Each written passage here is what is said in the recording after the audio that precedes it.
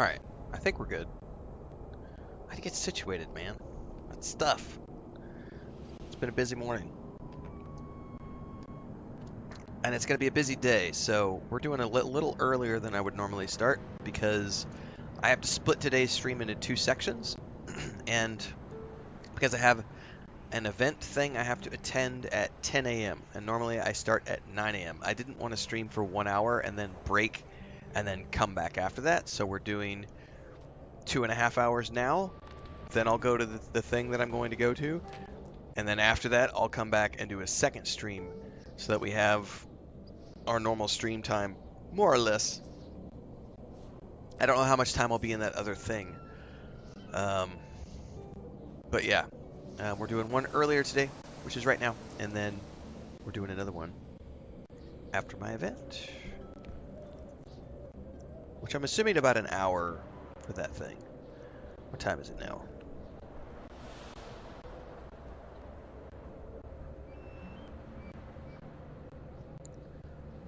Alright, so this is the perfect time to talk about the new schedule for Lord of the Rings Online for the rest of 2023 and into, well, at least for the rest of this year. So previously I had been splitting my streams into two parts. We did a stream in the morning from like 9 to noon and another one in the afternoon from like 4 to 7, 4 to 6, something like that.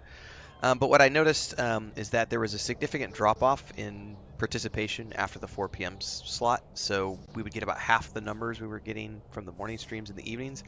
And I got a lot of stuff I'm working on, and we're pushing hard towards just full-time, all the way, whole hog streaming at the moment. And we've switched our schedule up. So if you haven't checked out the video talking about the new schedule and what we're doing and how things are working now, I am now live every morning from 9 a.m. until about 3 or 4 p.m. every single day on YouTube and Twitch. So Lotro will no longer be in a 4 p.m. to 7 p.m. slot on Mondays. It is now going to be a roughly noon until 3 or 4 p.m. It's basically the second half of the Monday streams is going to be Lord of the Rings Online. So if you want to catch the Lord of the Rings Online stuff, you'll want to make sure to adjust your schedule to around noon on Mondays until around 4 p.m. If you can't tune in live, the videos are still going to be up as VODs after the fact, so you can still tune in. But we're going to be doing on Mondays, whatever is the main game of the day, we're going to play that for about 3 or 4 hours, and then we're going to switch over and play Lord of the Rings Online for 3 or 4 hours on Mondays. The exception to this is going to be launch days. When there is a launch day of a game that is my mainstream game. So as an example, a couple weeks back, I think it was Space Marine 2 dropped on the same, no, it was Shattered Space, sorry. Shattered Space, Starfield's DLC, dropped on a Monday, and we just played all the way through that Monday because it was a launch day for something. So when a launch day happens for Lord of the Rings Online, it gets pushed back to the back burner because this is very much a secondary stream for me. So we're still doing it on a weekly basis. I have a lot of stuff I want to get done, but my main games are the ones that take precedence. Right now we're starting New World Eternum tomorrow. It won't impact anything else because it's starting on a Tuesday and I don't have anything else scheduled on Tuesdays. But that is the new Lotro schedule. Noonish to 4-ish Mountain Time / Central Time, depends on daylight savings. Every Monday you can tune in and watch me play Lord of the Rings Online. And we're going to do it. I think we're going to do that for the rest of this year at the very least. The numbers have still been pretty strong, so as long as the numbers stay up, I'm more than happy to keep doing this on a regular basis. We seem to have quite a bit of people who enjoy the Lotro streams, so onwards and upwards.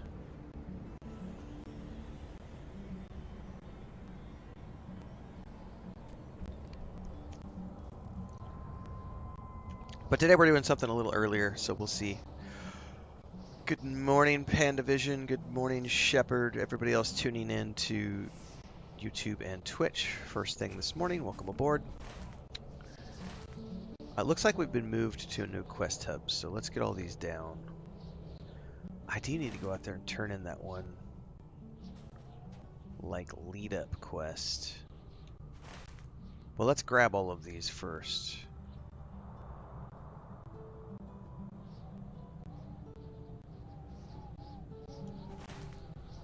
So both of these want us to talk to the Reeve.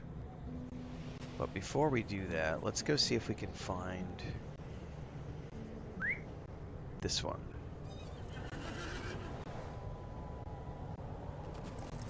That's got us out, so we want to go up and out.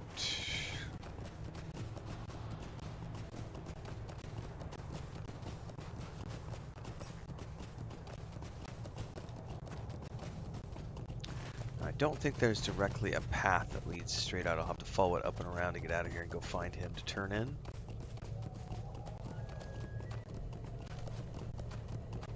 There is a pinned video on both YouTube and Twitch right now, everybody. The homestead stream is still up and going. Chris is outside doing chores, and she's about to start the next section of the catio project. So she's going to be putting up some more chicken wire today, and I think she's going to be doing that. As long as the batteries are good on the camera, we'll keep the stream up for about another hour. So if you want to hang out and check out the cats and the chickens while you're watching me on YouTube and Twitch, just check the sticky pinned post. That's a link over to the Homestead channel. We run those catio live streams every morning from 4 a.m. till about 8 a.m. our time. This morning was a little fun. We had some drama at about 5:30 in the morning for those of you who were tuning in. Something was in the woods or at the corner of the fence on the neighbor's property. I was out there twice with the lantern, and we were talking about it while it was going on. So for those of you who want to go check that out, just go to the 5 hour, 40-minute mark on that live stream. Not 5 hours, sorry, 5:40 in the morning Mountain Time. Chris thinks it was a, which is what I suspected at first. I said it was probably a pig, but you can't see because it's pitch, it's dark out there and there's a fence. But then we also get porcupines and monkeys and other stuff. So I'm still in combat, it says, but I don't know what with.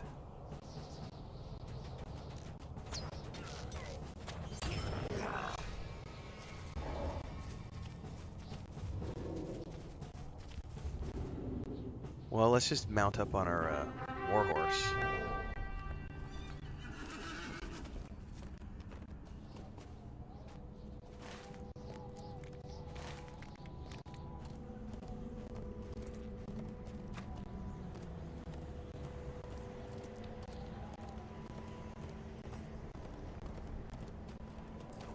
But Chris thinks it was just one of the pigs that got out and was rooting around in the back fence in the woods. Which it very well could be. But that was something I was talking about this morning, was when you live in nature, you have to be vigilant. Because you never know. The porcupines are the ones that are, they can be deadly to cats. They can be deadly to dogs, too. Not worried about possums. Possums don't really have any issues. They don't carry any diseases. Skunks you have to be worried about, but we don't really have any skunks too much here. We do have a lot of tarantulas.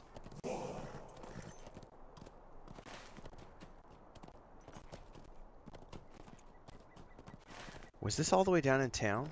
Alright. Guess we're gonna go right back down there. Tarantulas and like garden snakes and stuff. Nothing that's super deadly to the cats. But you never know.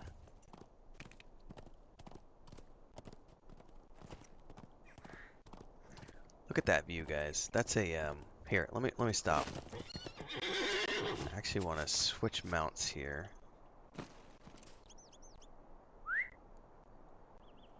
We're gonna we got a great tune coming on too. Look at that view right there.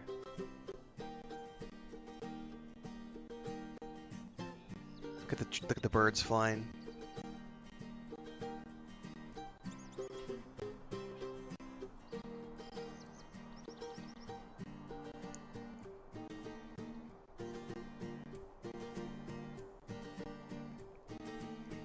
Ba-da-bum bum, ba-da-bum bum.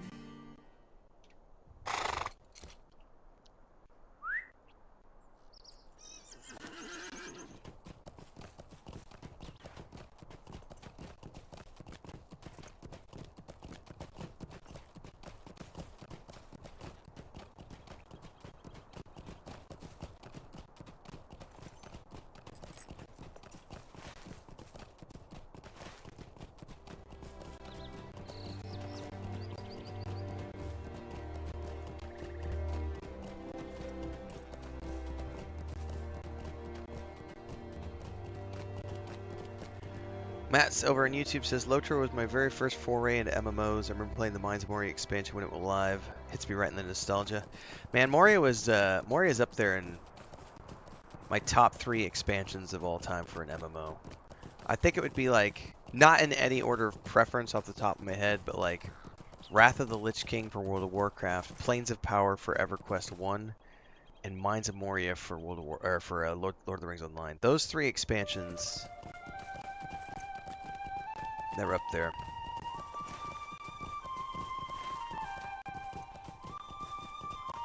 However, I think my favorite expansion since Moria has been the Rohan expansion. Rohan has amazing music, beautiful vistas. The only thing I don't like about Rohan is the mounted combat. That's the only thing I'm not a big fan of. Everything else I absolutely love.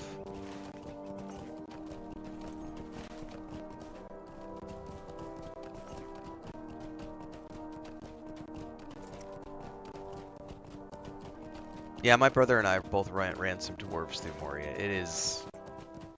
If it hits, slaps on a whole nother level.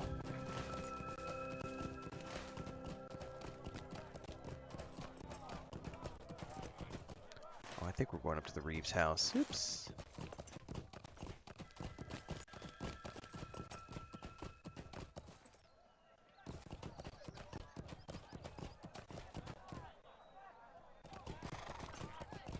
I have more than one quest here. Oh, it's the old man, isn't it?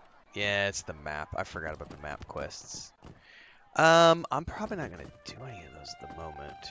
Those lead to some pretty cool instances, though, as I remember.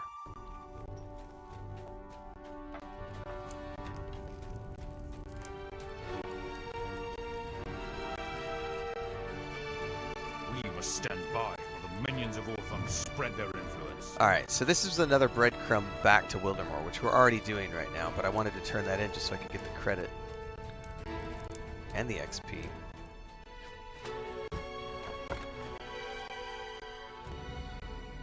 Out of sheer curiosity, which quest is he offering right now? Oh, screw it, we're here. Session play.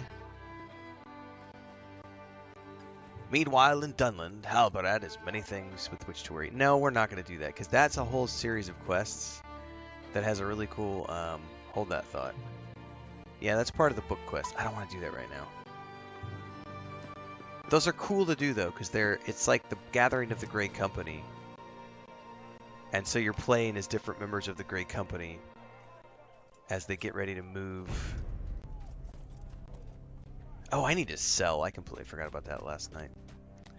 Ba-da-ba-ba-bum.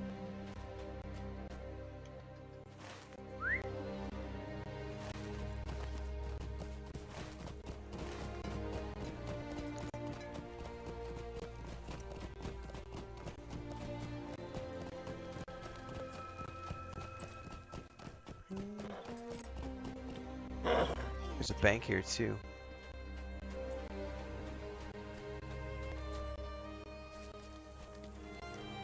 You have need of our assistance.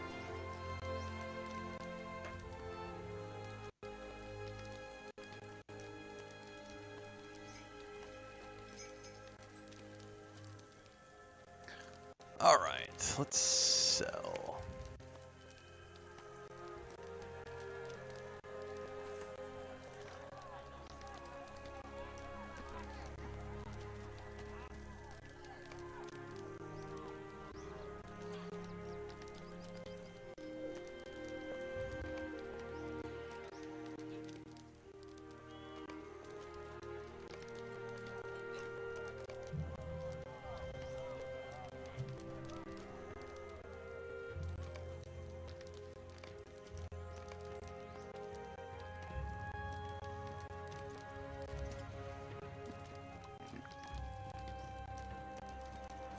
That's for the Mariner. I didn't know Mariners get recipes or like. Mariner requires flute use. 5% finisher. Man, I'm gonna have to start a Mariner one of these days just to check it out. I never have.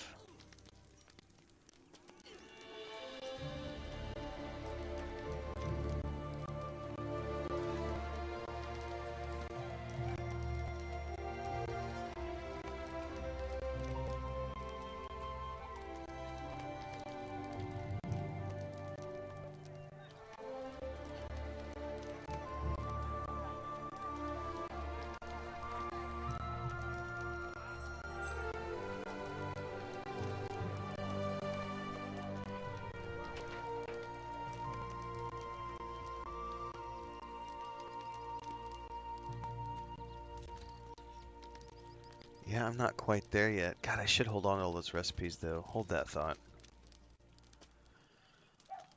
Where's my carry-all for crafting?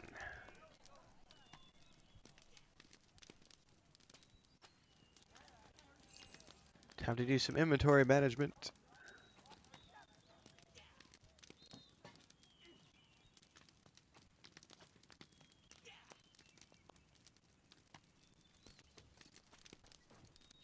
Oh, I can't put recipes in there. Only crafting mats. Okay.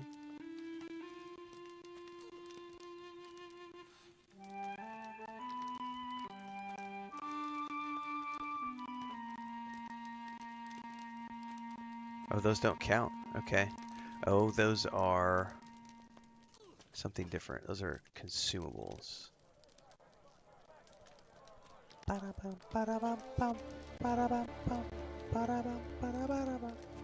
I have a... I have a map carry-all. Do I have a tracery carry-all? I don't think I do at the moment.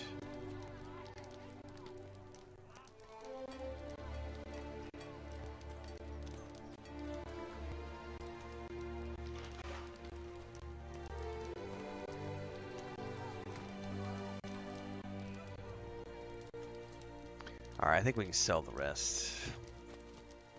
It is wise for wanderers to equip themselves well. Double check here. Nope, I don't.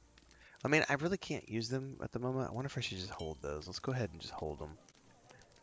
One of these days I'll do crafting. I just don't know when is the problem. I just need to go sit down and grind it out because I have mats.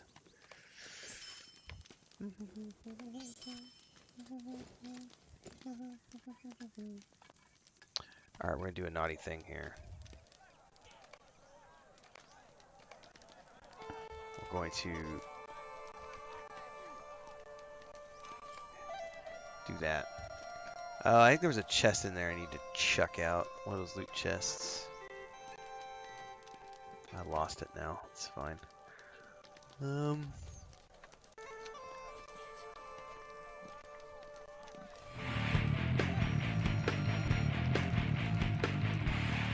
Welcome aboard, guys. Thanks for the follows.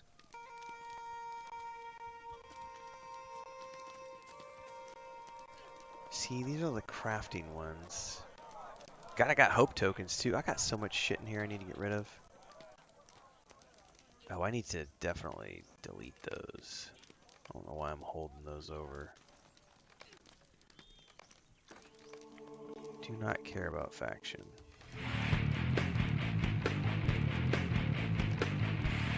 Thanks for the follow. Welcome aboard, everyone.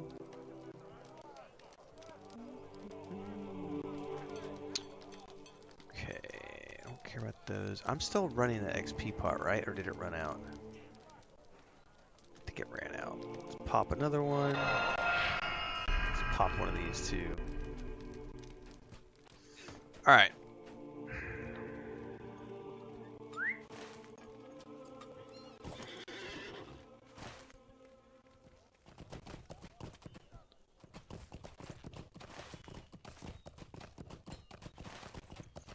Let's go all the way around back to the mount.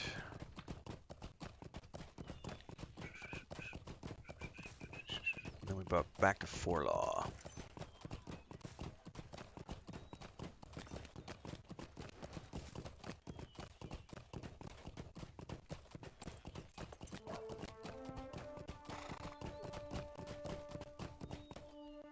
Our mission is dire.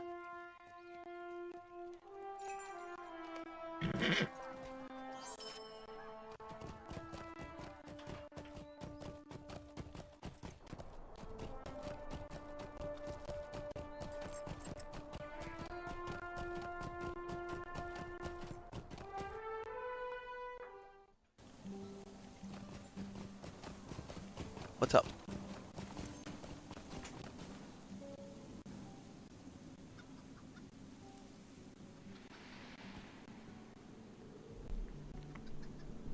What are you looking for? Oh, you're just doing... Okay, you're doing laundry. Okay.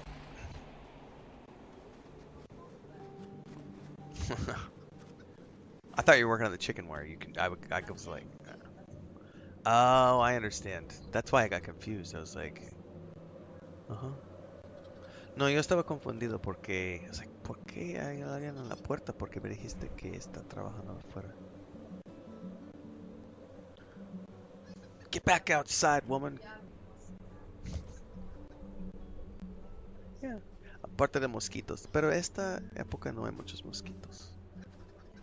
Una cortina o tela. Una tela está mejor. Porque ahorita no tenemos que preocuparnos por los otros gatos que vienen para hacer ch, ch, ch.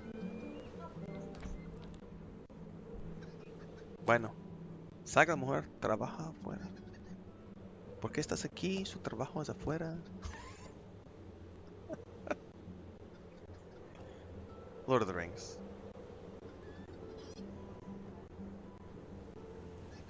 No, they're all outside. All the cats are outside. Who? Okay.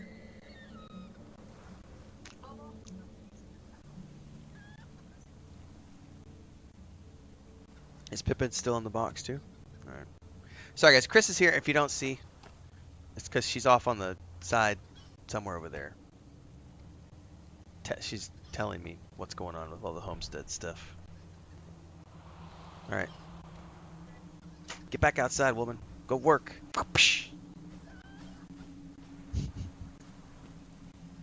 Thank you, honey.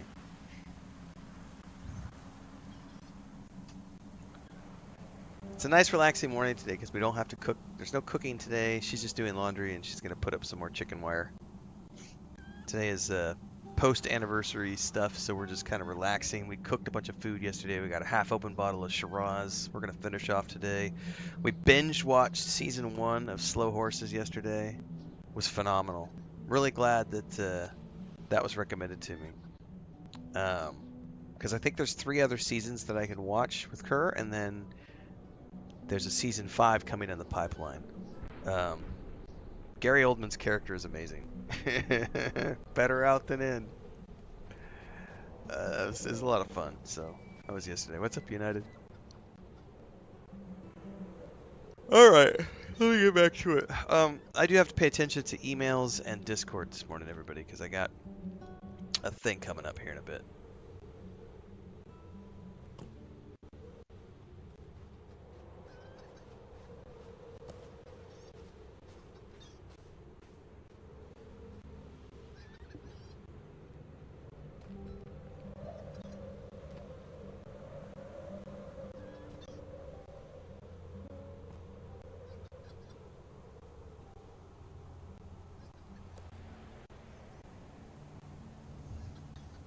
What's up, Lordy? Oh, Lordy!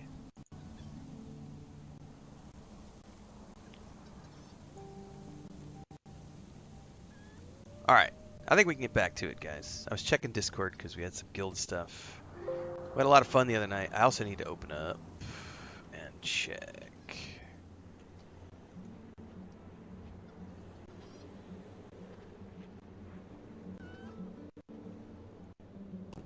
God, so many people trying to sell me shit in emails. That's the downside to like having your email out there in public.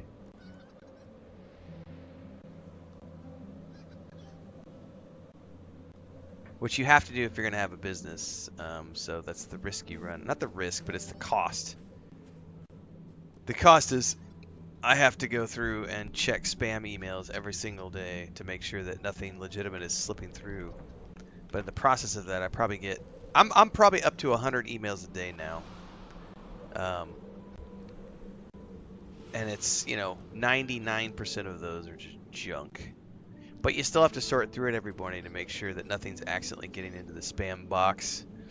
Because there are legitimate offers that come through. But I'm very happy that I don't have to take sponsorships because I'm in a, you know, I'm in a nice place. Because I've seen some people who take a lot of sponsorships, and I'm like, oof, it's not a good look. And I don't mean like cool sponsorships. Like cool sponsorships are like little indie game comes to you and says, hey, you know, we've got $3,000, $5,000. We'd like you to run a sponsored stream and like 5 videos on us. And you take a look at their game and you're like, That's pretty cool. I don't have a problem doing that. Let's take a look. Let's dive in. Let's play your game for 30 hours and see what it's like, and we'll stream that and we'll promote it. That's okay. But the one that I think is stupid is like energy drinks reach out to me, mobile games reach out to me. I get a lot of VPN stuff. There's like, and these are the ones that you can see. Yeah, United, exactly. You can see when they're taking a bunch of random stuff because they're like, they'll be like 3 or 5 minutes, and it's like every stream has like a paid sponsor, and I get it. If you're getting paid, you're getting paid. But I don't like this. I don't like this types of sponsorships where it's like something that's completely, yeah, the Manscaped. I saw one the other day that was for. So here's a good example. I legitimately do wear these. If you've seen me wearing these, I'm not sponsored, by the way. I have these gloves that I wear, and I'm going to cover up the brand name, but they are a special type of glove that has like copper lining in here. These are like copper wires, and supposedly it helps with like arthritis and tendonitis and all those other things. And I do put a lot of time, and I have at least, and it may be due to the restriction of movement, so I'm more careful with how I type and stuff. But these legitimately have helped with my left hand not having as many issues with like the tendonitis over the years. And it could be just because when I wear them, it does restrict my movement, so I'm not typing as fast, and I'm more careful of how I place my hands and stuff. But I wear these frequently. You've seen these on the stream a lot. I could legitimately monetize these if I wanted to, because I do wear them, and I do think they're comfortable, and I do like them. But I don't feel compelled to be out there and be like, buy these gloves, you know. I think there are some things. I did accept that hard drive the other day, and I actually have to. I still have not done the. I have done the unboxing video for it, but I have not done the review for that hard drive yet. That's going to happen early this week. Now that I'm past the anniversary, that kind of stuff I'm okay with because I'm going to use it, and it's Starfield. It's licensed. It's cool. It's like part of the theme of me playing Starfield. Like there's nothing that's different. But like the VPNs and the Manscaped and the energy drinks and gamer fuel and protein bars, and it's like, how does any of that have anything to do? Like if you're living on energy drinks and protein bars to stream, I don't want to be you. Like I eat good food. I eat home cooked food. I eat fresh farm eggs. I eat fresh chicken butchered by my wife. We eat fresh vegetables. Like I want to eat a healthy diet. I do drink way too much coffee. But like why would I want a sugary energy drink when I have my Lord of the Cats coffee mug?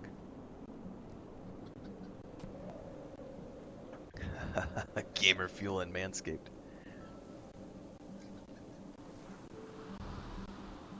I don't know.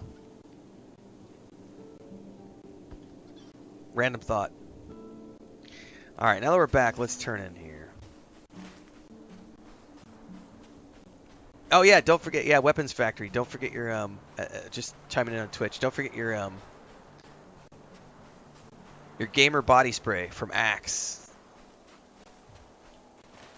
So you can smell like a gamer. Yeah, well, here's the thing, Daniel. Like, I actually do love, and I'm not sponsored by them, nor am I advocating them in any way, shape, or form, but I do love Red Bull. I legitimately like Red Bull. I've loved Red Bull for years.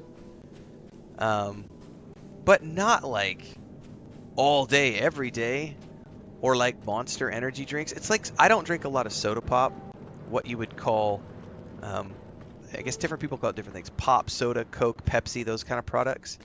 Fizzy drinks. I'll drink Coke maybe once or twice a month, or a Pepsi or something. Like I don't do a lot of those because there's so much sugar in it. You know, it's like, oh my god, I don't need diabetes. Like I already sit on my ass all day every day and am pudgy and overweight. So the last thing I need to do is be cranking down sugar. And yeah, they sell sugarless versions, but then it's still just a whole bunch of stuff in it. But I do love Red Bull and like Monster, like Blue Monster. Like I love those things, but I don't drink them very often because they are not necessarily something that I think you should be consuming every single day.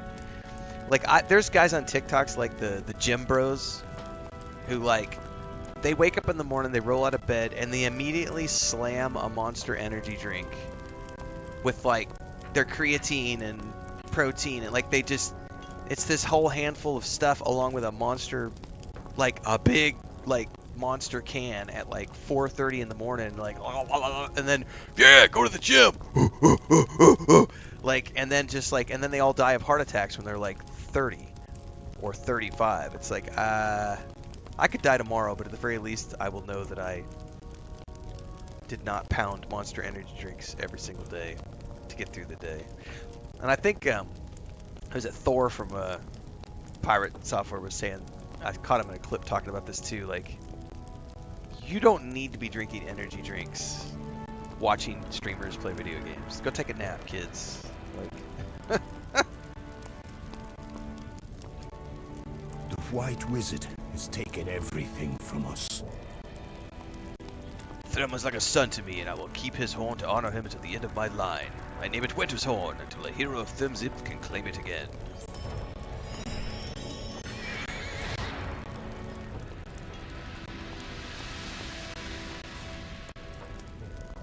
Where are my warriors?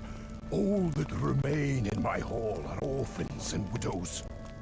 Well, we're gonna go take care of the gonna take care of those Urukai for you, sir. It's a sad thing to watch your lands die. The White Wizard has taken everything from us. Alright, we have a ton of quests outside.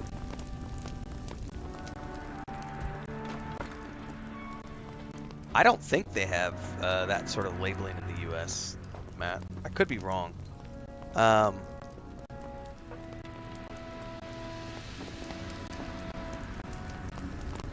on, the door's not working.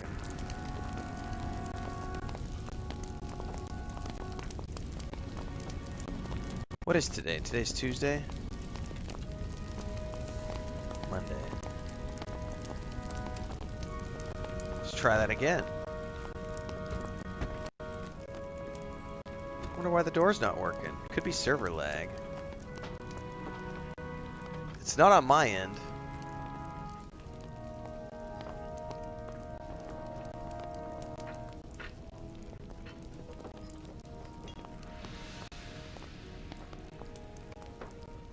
We're gonna log the character out real quick.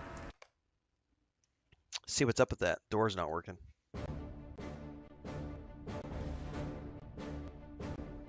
I do know that here, even like here. So I have these. So this is I use these for my throat, like because I talk a lot, and so I have these like lozenges and things. And which I will use maybe one or two a day. It just depends on the day. Sometimes I don't use them at all. But it's basically these ones are suckers with honey, herbal extracts, and propóleo, which is a beeswax honey extract.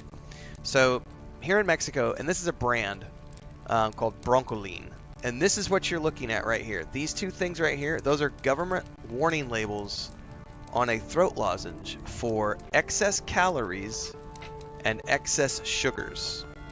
So even on, yeah, this is from the Secretary of Health for the country. So even on a simple like throat lozenge sucker, they're telling you, hey, this thing's got sugar in it. Be aware that this has sugar in it. And then on the back, you get the nutritional label where it has the amount of sugar it has. Because for some people, an extra 9 grams of sugar is legitimately a health risk, and they want you, because it's a social universal healthcare system, they want to limit the amount of people coming into the hospitals needing care for excess sugar and diabetes and obesity. So I don't know about the US, but if you're in Canada, I don't know if they do. It sounds like they might do something similar to that. But I mean, here it's like they're not allowed to show brand, cereal boxes cannot have a mascot here in Mexico. So if you have a cereal, like Trix cannot show the bunny rabbit, Cheerios can't show the honeybee, Frosted Flakes can't show Tony the tiger. Like they're not allowed to show mascots because that makes the sugary cereals way more marketable to impressionable young children who can be manipulated by said marketing. so they're not allowed to do that. And those are all like recent within the last 10 years or so, changes that have happened. These labels are definitely within the last 10 years. That's a new Secretary of Health movement, and it's on everything. Every single thing you buy in a store has those labels on it to say excess salt, excess sugar, excess oil, down to throat lozenges of all things, like even health products.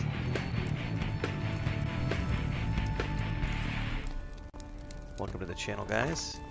There we go, the door's working now.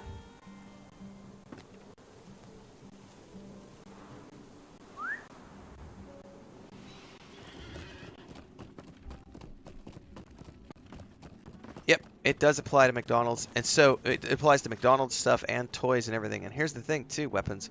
So like I think it was about 5 years ago, or maybe 4 years ago, the Secretary of Health came in and said smoke shops cannot have websites or social media pages that have any photos or videos whatsoever of their products. And if you have a storefront, the storefront must have windows that are completely closed with blinds and shades, and people from outside should not be able to see any tobacco products. You can have the name of your business that you sell tobacco products, but you cannot have any visible tobacco products in your storefront or on your online social media presence or websites.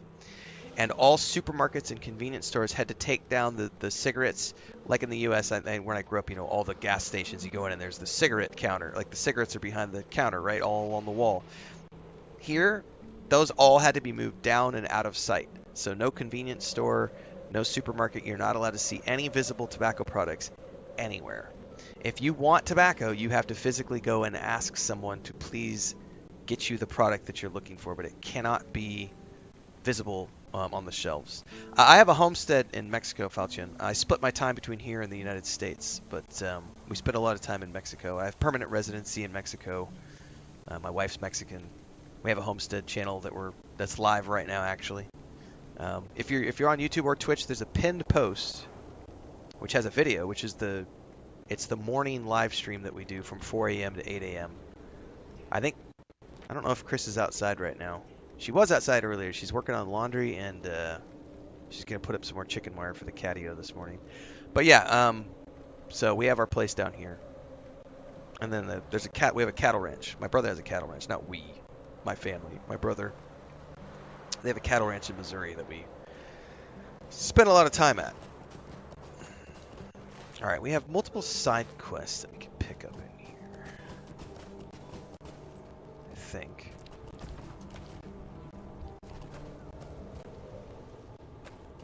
Something around here. Ah, it's a door.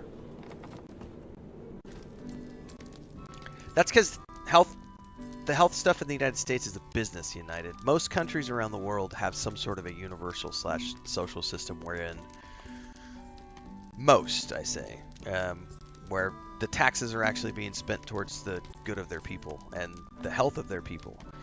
And the United States doesn't do that. Don't get me wrong, the healthcare in the United States, if you can afford it, the healthcare in the United States is some of the best in the world. Not the best, but some of the best. But you have to be able to pay for it. Most other countries around the world, it's part of paying taxes. You have access to medical, and even here, it's like they have social and they have private. So you have different tiers depending on what you want to access. My wife has, she just uses the free stuff that everyone gets. I have a paid version, only because, and I didn't until this year because I've always had the free version. This year, the government changed to a new system wherein you have to go register online now. And so everybody that used to be, used to just have it because you paid taxes and you have residency or you're a citizen. And this year, you had to go online and register to get a card. Well, their computer systems. So everybody here has 4 names, like Luisa, Cristina, Marabella, Gonzalez. Like, so everything, all the forms that you fill out online have 4 places for names. Well, I only have 3 names because of where I was born, and so my information will not enter into their automatic systems. So I cannot register for a card. And no one at any of their offices can register me for a card because the system will literally not accept the fact. So I just have to invent a name, which we've done in the past. I've just put like Lopez or something in there, you know. But this time around, it's not letting me. So I was just like, screw it. I'll just, you know, if there's another system that if you work, you can have access to it, but I pay for it. It's like $500 a year or something, and it's all included. So all my prescription medication, no co-pays, nothing. It's just that. And then there's private. And if you want to pay private, you can have private, but the private requires you to go to specific hospitals and specific clinics because you're only covered in those areas. So, but yeah, healthcare in the United States is a shit show unless you're a millionaire. It is wise for wanderers to equip themselves well. What am I supposed to get in here? Because that was certainly pointing me in here, and I don't see anything.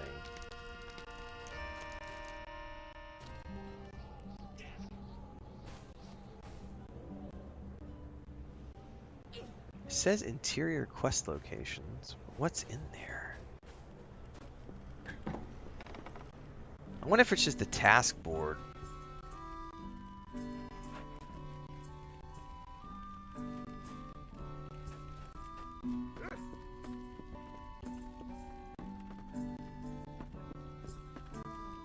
Yeah, I sure as shit don't see anything in here.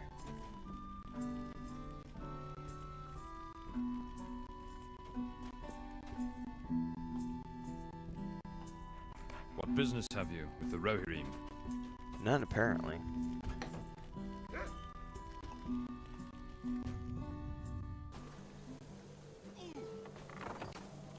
Well, maybe there aren't any quests for me to grab in here. The minimap certainly showed me a few things, but I'm not actually seeing anything when I go into these buildings.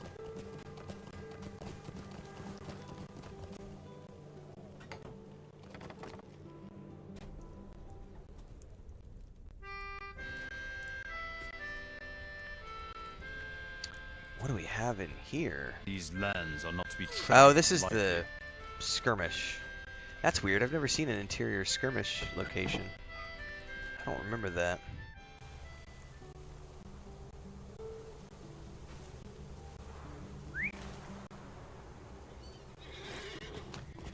Well, let's go out and just do these quests that we got.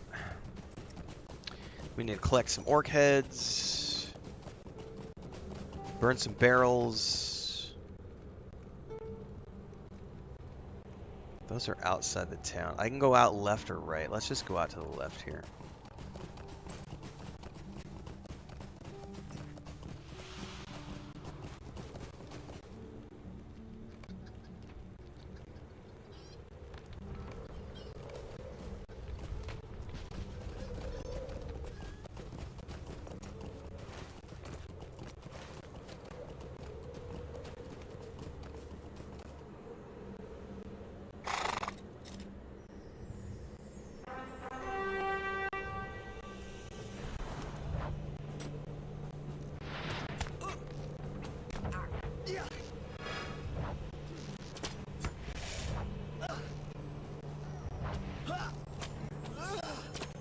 Okay, he's done.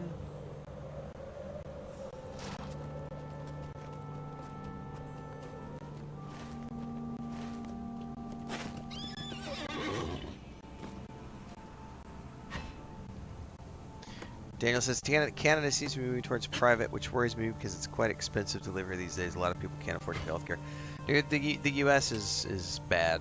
It's really, really expensive. I think the last time I looked at potentially going up there and living full time, it was like, nope.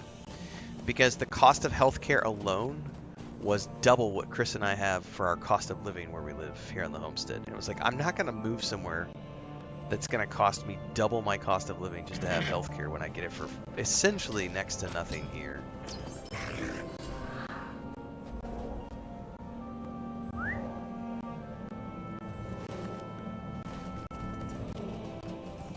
Like I said, if you can afford to have it, that's great. But most people, I think the last time I looked for 2 people of our age, and again, this has been a few years, if I wanted full coverage, like the gold plan or whatever it is, which even then is not full coverage because even then you're still paying like a copay and all this other stuff. It was going to be like $1,200 a month for Chris and I to have health insurance, like $1,200 a month. I was like, that's double our cost of living. Why would I want to do that? In what world would I want to do that when I already have full coverage insurance? Like, and full coverage, like I don't have a copay. There's no deductible. I get free prescription medication. It's not free, but you know what I mean? Unlimited prescription medication, unlimited doctor visits, no copays, no deductibles. In what world would I want to give that up and start paying thousands of dollars a month to have access to a system wherein I then have a copay and I have to pay deductibles? Fuck that.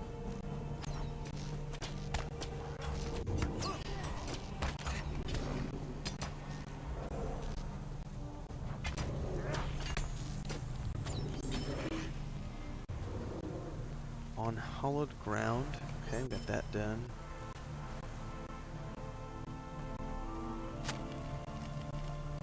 Yeah, the only way you're going to be able to do that, Daniel, is if you can make some sort of an online income and qualify for a freelancer visa, which is what I did for many, many years. Because I was also just a construction worker. And construction workers are not people that governments want to just give visas to. So when I moved everything online and started freelancing for a living, I was then able to go to many countries around the world and work as a digital nomad because all they care about is how much money do you bring in per month while working online. And as long as you meet their minimum thresholds, you could live just about anywhere on a long-term visa. And then most of those long-term visas have routes to full-time residency. I think the US is one of the only countries in the world that doesn't have some form of like a freelance visa, but most countries do. What's up, Babylonia? So when I did it, and it's been years and years and years ago now, it was like 10 years ago, more than that, it was like 15 years ago when I started all my paperwork down here. I think it was like 2,000, it was like maybe $2,000 a month was all they cared about. They wanted to see that I made at least $2,000 a month for like the last 6 months, so I had to provide like 6 months of bank statements. I think now they require 12 months of bank statements, and it's probably more like $3,000, but back in the day here, it was like $2,000 a month. Give us 6 months of bank statements. Here you go. Here's a 5-year residency visa. And then when I went permanent, they had me update that, and I had to provide another proof of income statement because it had been like 5 years. And they were like, well, go ahead and give us another, show us that you're still continuing to maintain your income. Here's some more bank statements. And they were like, okay, you're good to go. You now have permanent residency. And I never have to go back ever again unless they change the law. That could always happen. Look at what Brexit did. Brexit was a fucking nightmare, and it still is a nightmare for a lot of people who had been living there legally for 30, 40 years, and then all of a sudden a new radical government takes over and they change all the laws. That could always happen anywhere you live. But life's too short to worry about that kind of shit, so.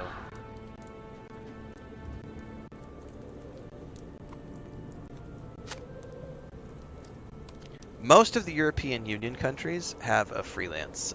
I think all of them, actually. I think that's a requisite of the European Union is you have to provide some form of like option for people to reside through income. But the European Union has a much higher. The last time Chris and I looked, because we're not European, we don't have access to that. So we were looking at Spain as a potential place. And at the time, for 2 people, Spain wanted something like $6,000 a month. For 2 people, and it was like that's, and they wanted, it was more than just that because you also had to have like you had to prepay for like a year's worth of insurance and everything else. And it was like, oh my god, it's going to cost us like, on top of needing all of the income statements, you're going to need like 25 grand in the bank just to pay for all the things that the Spanish government requires. It was like that's a little excessive. But the European Union's like, we don't want, you know, you gotta pay your way. Like, we don't want burdens on the system.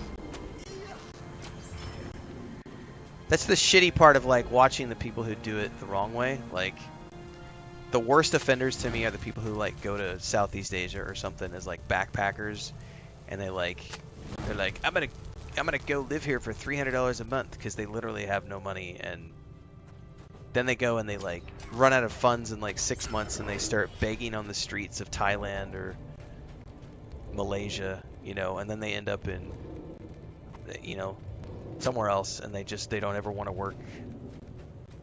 It's bad. Gives a bad name to the rest of the people who are trying to do it legitimately.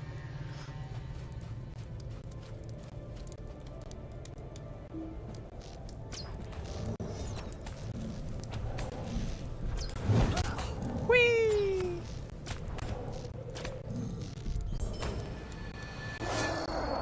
The bigger they are, the harder they fall. Man, there's all sorts of quests in here. Anyway, welcome to my morning TikTok, TED Talk on immigration.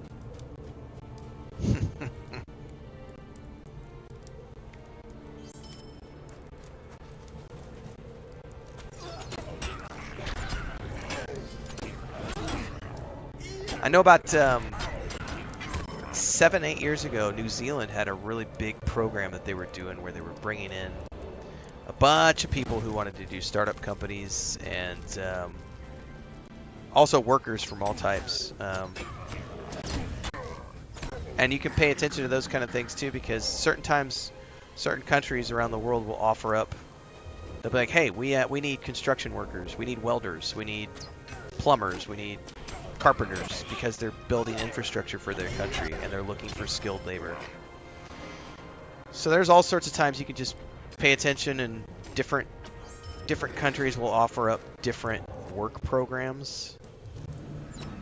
It's not always like science and engineering and agriculture. Sometimes it's other stuff too. But you have to pay attention. Oh, I forgot we're supposed to be looting these for the heads.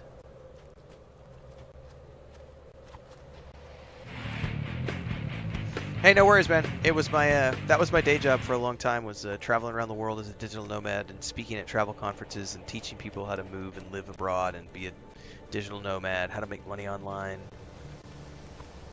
That was literally the day job for a long time.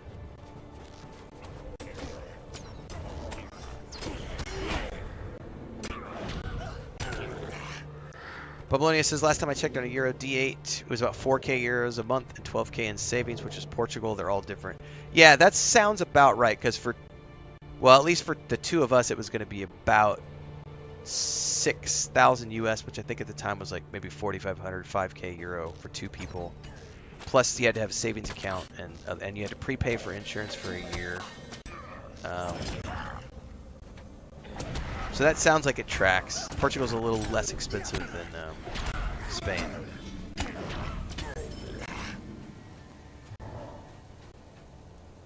I know when our friends did it, we had a couple of people we used to hang out with a lot in the travel space. They did Spain as a couple, and it required around $5,000 a month when they did. They had to provide 12 months of bank statements showing $5,000 a month of revenue to support two people, and they had to prepay for their insurance for a whole year. And they also had to lock in a 6-month or a 12-month lease on a piece of property. All that had to be done before they were able to get their residency card. But they really loved Spain, and they'd been traveling there for years, and so they were like, yeah, this is not a problem, because they were making double that. So, but I remember it was like a year of their time. They also had a dog, which made it more complicated, because the dog had to have like paperwork and vaccinations and a passport, and had to go through quarantine. And but yeah, I remember it being like around 5,000 a month for the two of them.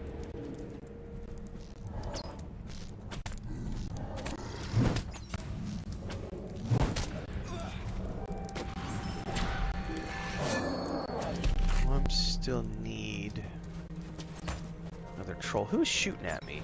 Oh.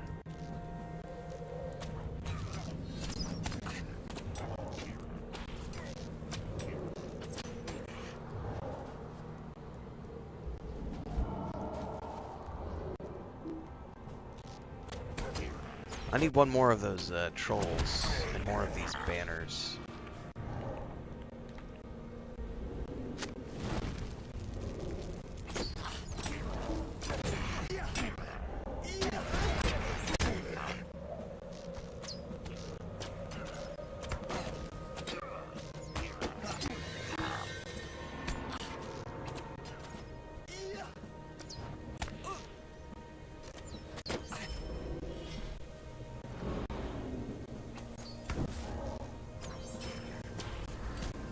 Okay, there's a banner in there, banner over here.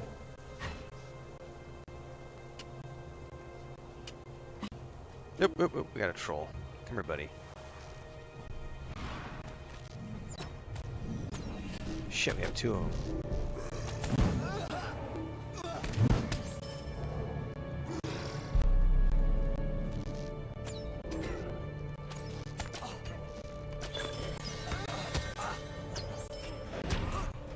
Nope, still alive.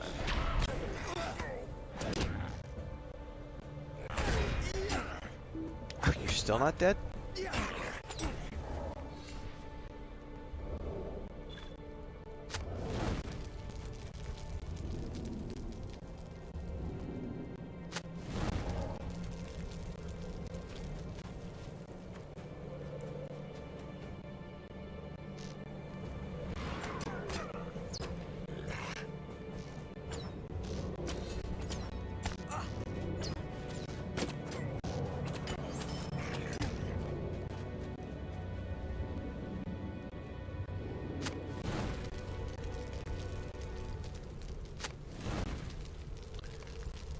Okay. What else do we have in this area? It's like a named quest, I think. Did I ding? I dinged.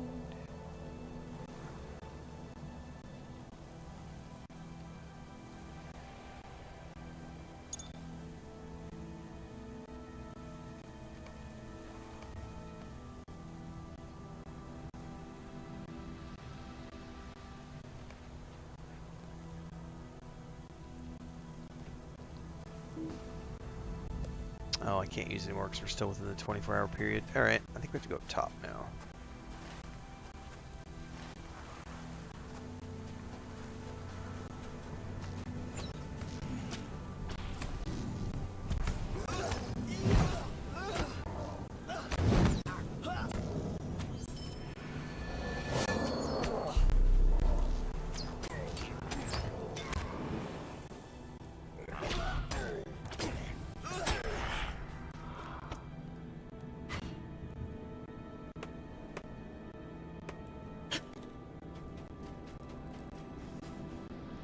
We have to go up in here?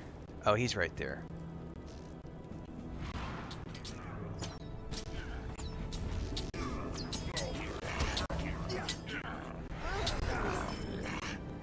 Okay.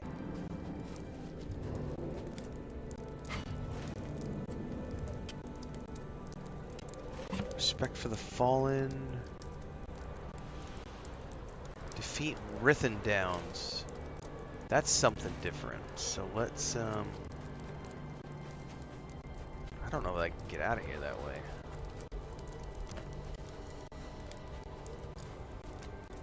Maybe. Oh, nice. In through the outdoor. I may need to track undead.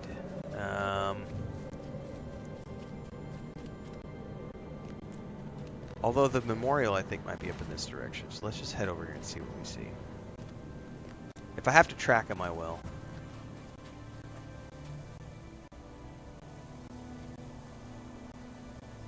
Oh, we only need 4 more orcs.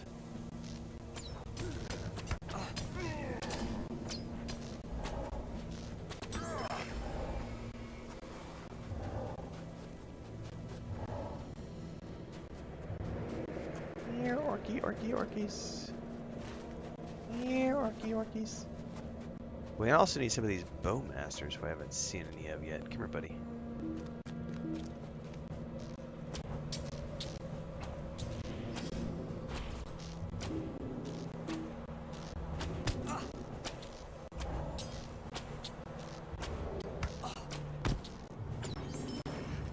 Oh, I needed those.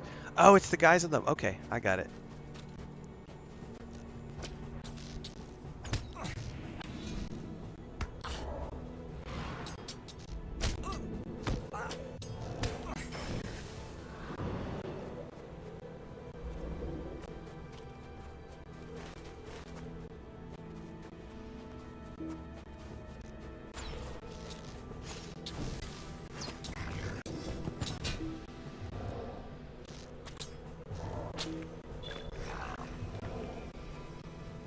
Okay, there's the Orc Slayer quest done.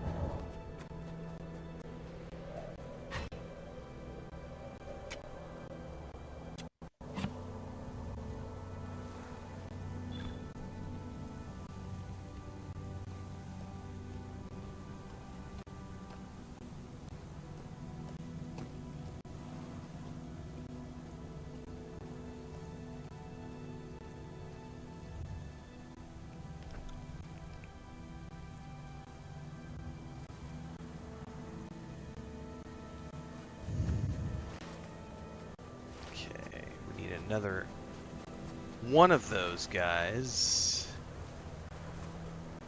I don't want to do the warband if I can avoid it. That's a skirmisher, though.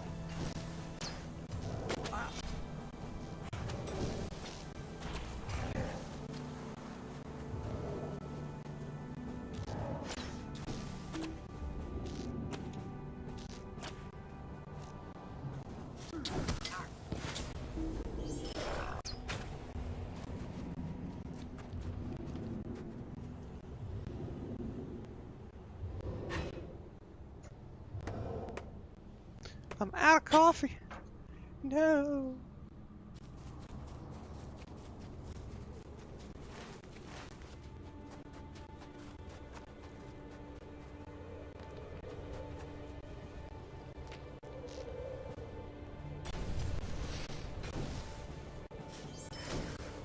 Screw it, let's do this. I might die a horrible death.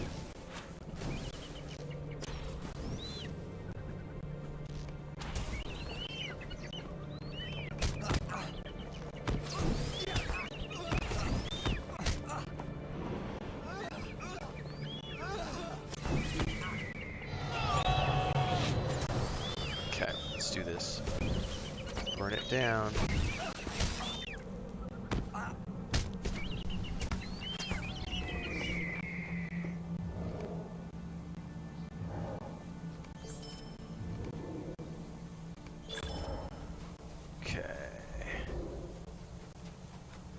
I still need to do more bowmasters, of which you are one of.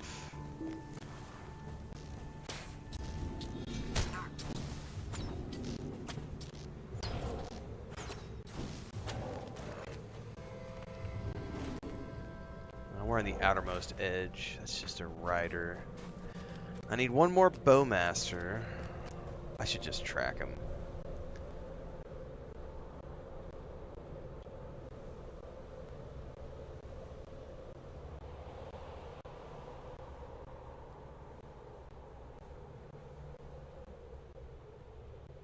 I don't have any on track.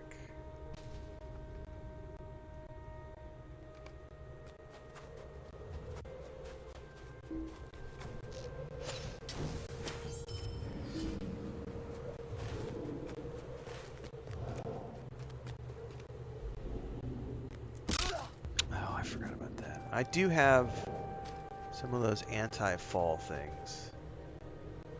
Ooh, goodies. Where does that go? I have one that's like against falls and fall damage. I don't remember where it's at. Tracking is a class feature, yes. It's part of the hunter slash ranger. And there are various types of things you can track for. So there's undead, there's animals, there's men, and then there's foes, which is like orcs, trolls, hill giants, evil men. And then there's passes of nature, which is beasts and natural creatures, and then shadow, which is the dead, the unseen, and ancient evils.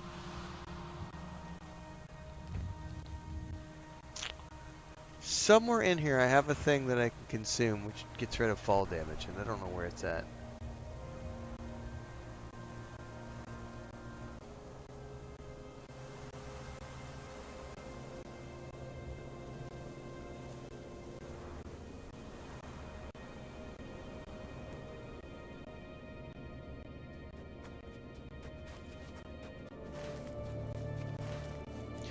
It can be helpful, but also on the mini-map, if you look at the top of the mini-map, you'll notice there's a little white arrow that's pointing northeast at like the 2 o'clock position on the clock. That white arrow represents a quest objective, and then it matches up with the arrow that it shows over here on the quest tracker. So it will show up. It will show things that are in your vicinity for whatever's the... It shows you the closest quest objective for whatever quest you're working on.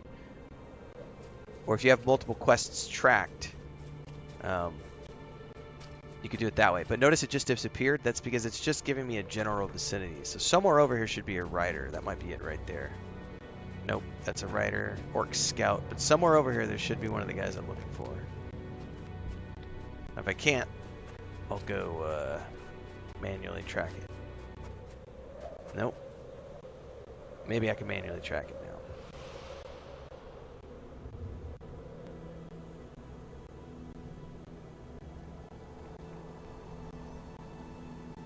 now. I still don't see one, so maybe it was on the edge of tracking. It disappeared. Oh, you know what though? It might also be tracking my orc slayers.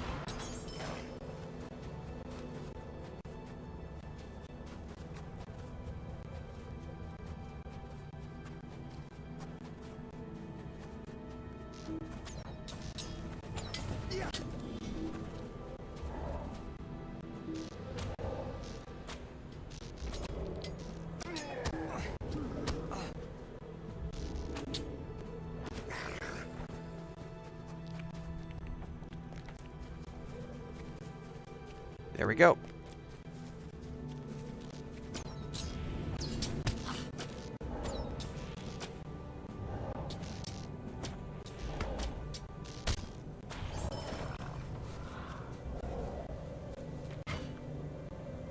That quest is done.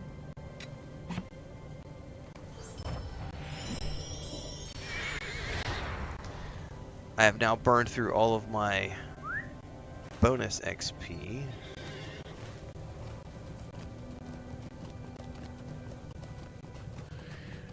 And I've also used all my virtue for the day.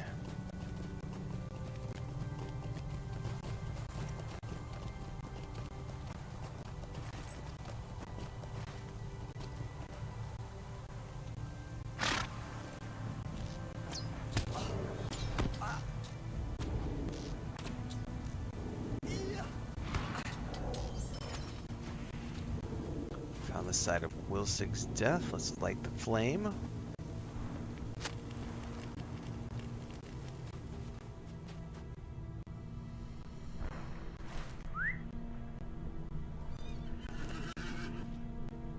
Alright, that last one's way over here. Well, that's not the last one. I guess there's two more.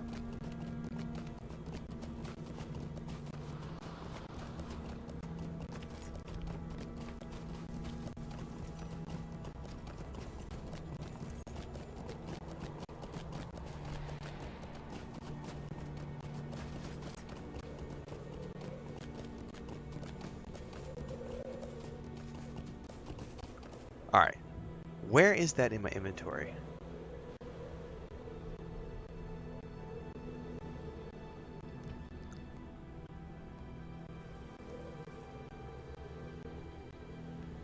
Oh hell, let's just use that.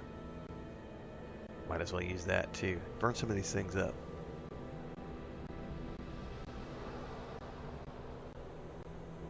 Oak tokens, that's a crafting token. This is gonna drive me nuts. I wonder if I used them all the other day. Maybe that's why I'm not seeing them anymore. Because I had some potions that allowed me to like shrug off fall damage and then become immune to it for like 90 minutes.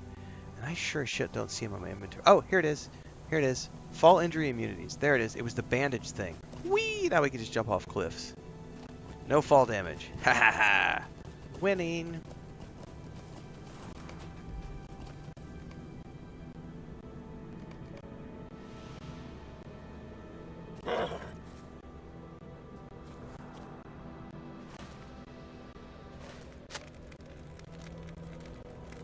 Captain. Rest easy. That's right around here.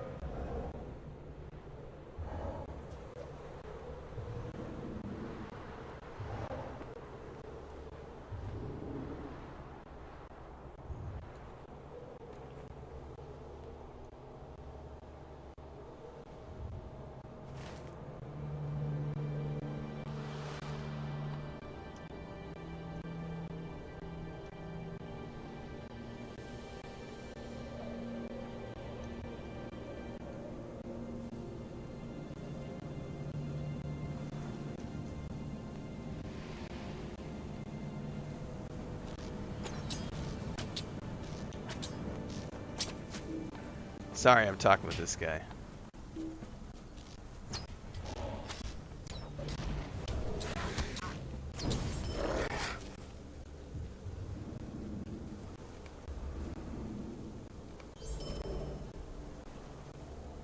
That was cool. So he just killed it right as I got here.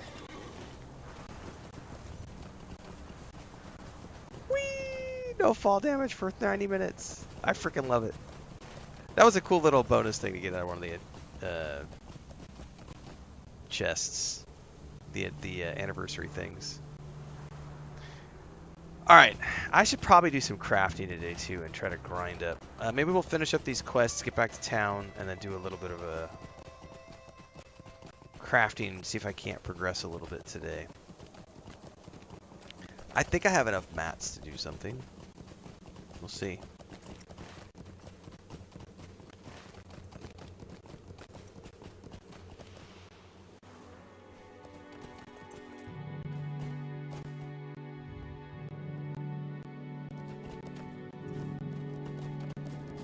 Oh, what time is it, guys? I probably need to check the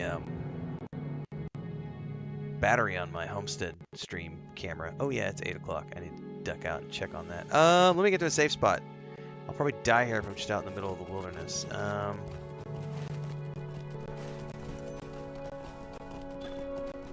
Farms of the Fallows. I have no idea if I'm safe here. Probably not, considering there's a dead farmer here.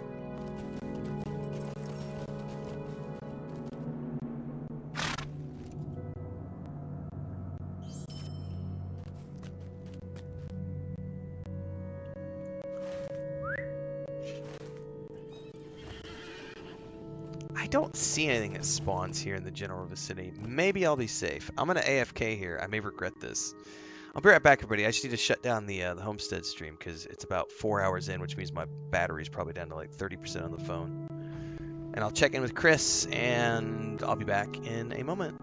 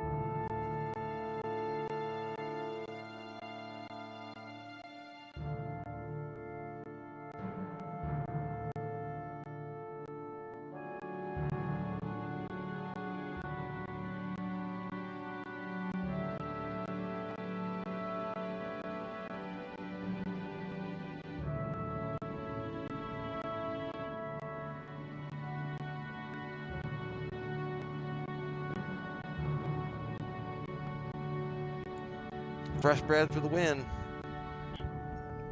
It's good.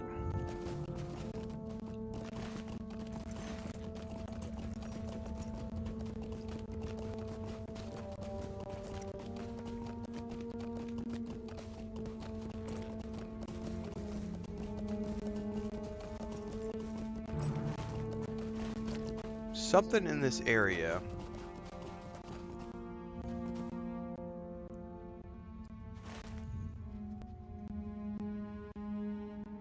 This is part of Book 10, so there should be some Urukai or some supply barrels.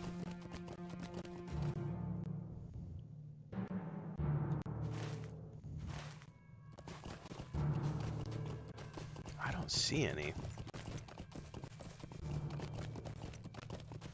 There's some wargs.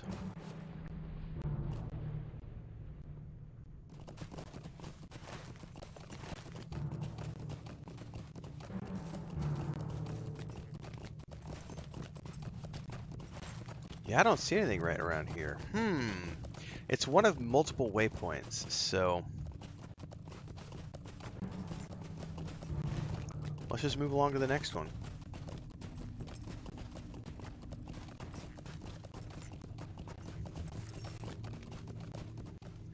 King Steven says, Lever Content, have a question. As a level 70, is it worth buying the venturing pack, or is there something useful? Could I save my lotro points? I'm VIP. If you're already level 70, I don't know if there's anything in the adventuring pack that's worth it. I don't remember what's in the adventuring pack, but off the top of my head, isn't the adventuring pack for like new characters? Is that something I can even look at in the store?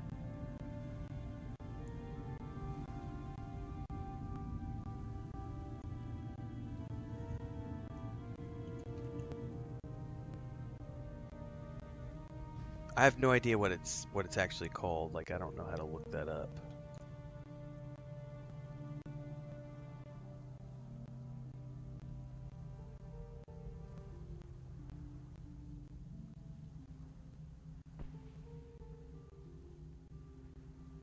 Never mind. It's the monthly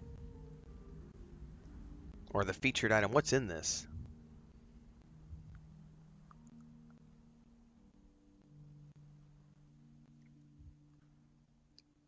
You're going to get the riding skill, which you've probably already got.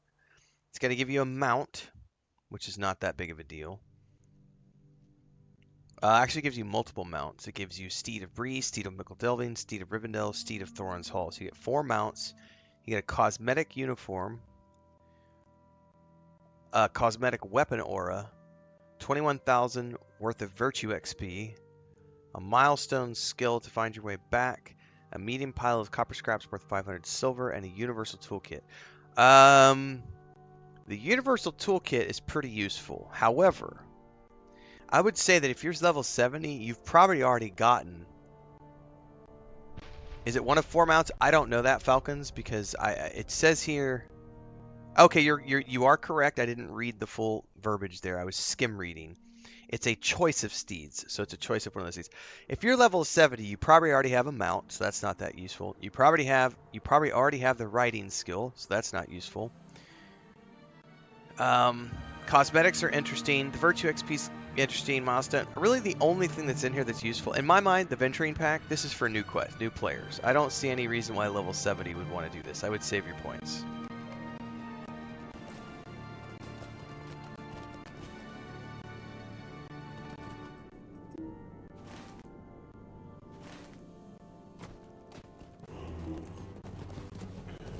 Shit.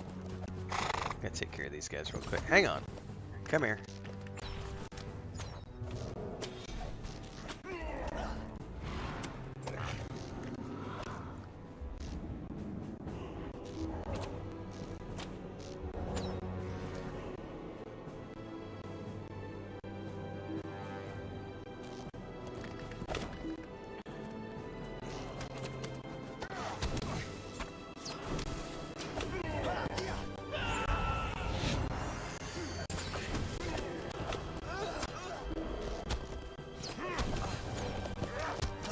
This may end in pain and misery.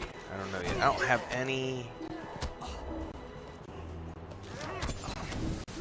I'm gonna have to mount up. No, hang on, hang on. I need to pop this, mount up. You fucker, he keeps interrupting me.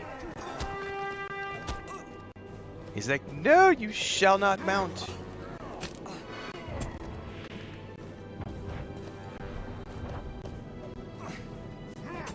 I'm gonna eat it. Man, I don't have the yet. No! I should have mounted up and tried to take him first. Oh no, I chose the freebie version. That was probably not my smartest move. Because it puts me right here. Alright, let's go kill this guy. On the plus side, 2 of his dudes are already dead.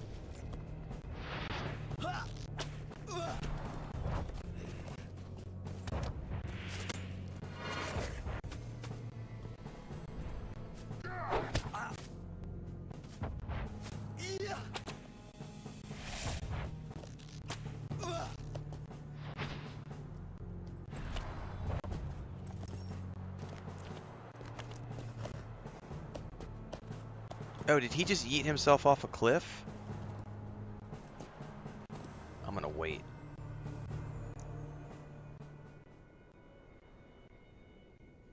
Yeah, see, he tried to get me to jump off the cliff with him.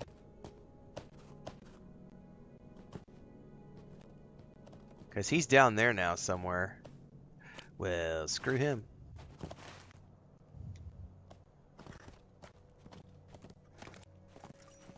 Hold on, we gotta drink some new food.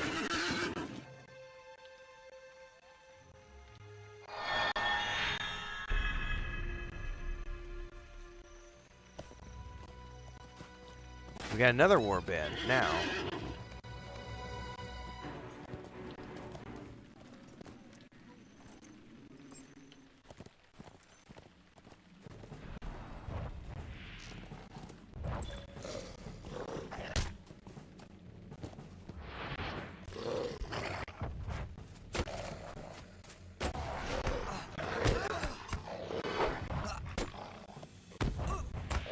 There's Artemis, so he respawned just now.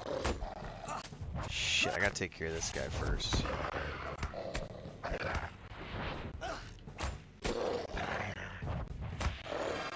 Okay, I don't know about that other one. That other one might be a full fellowship one. I haven't checked, is the problem.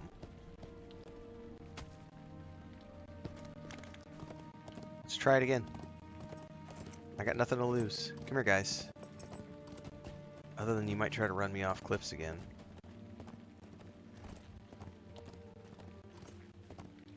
Basically, you have to take out the outliers first. This is the hard part. Man, they're moving fast, aren't they? There's 5 of them. I might die again.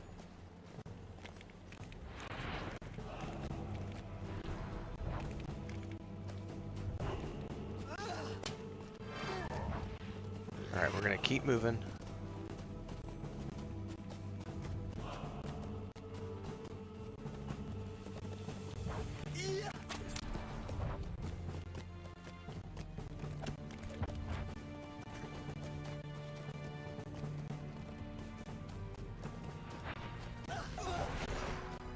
Okay.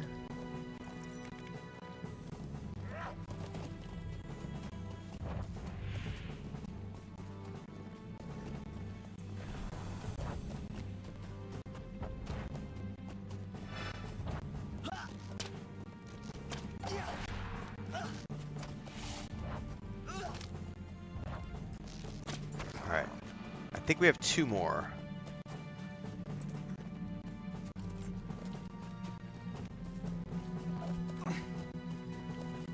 No, I think it's just him, honestly, and one of these stupid wargs that's following me around.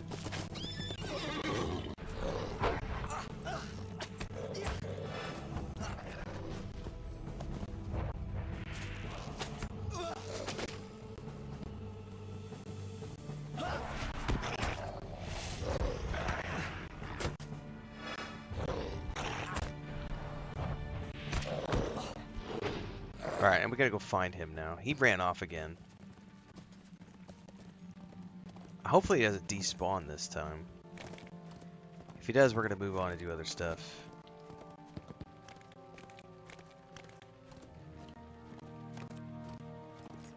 No, that's a different warband. I think he despawned again.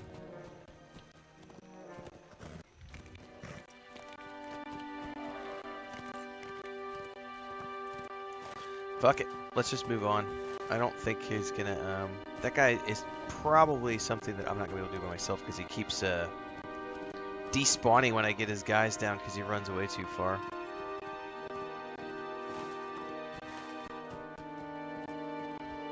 It's all good. Warbands are not my priority. But they do give nice XP. What's up, Solus? What's up, Tyrone? What's up, Marco?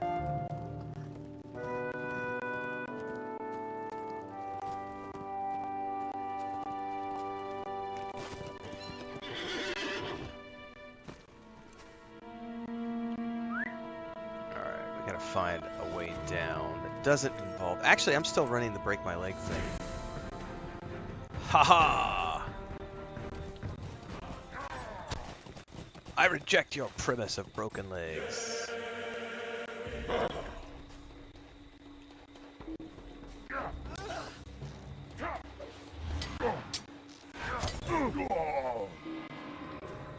Here we go.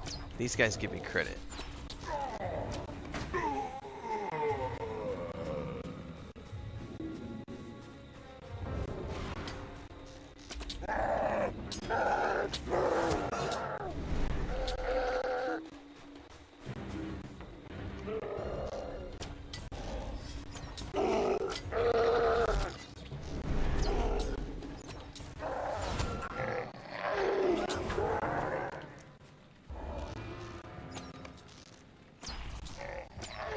Alright, that's all that. Now I just need the barrels, which are not here.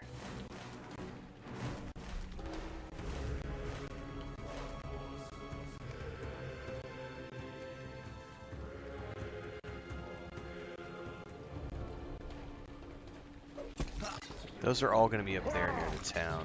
Okay.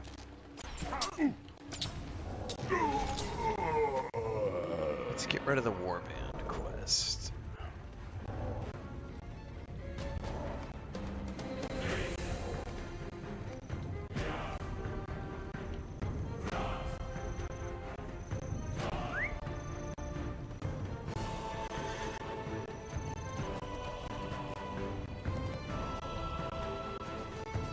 What's up, Nick 2? Man, that anti-break your leg thing is one of the coolest items ever. I should not have jumped down here, I think. That was not a smart move because I gotta go back up.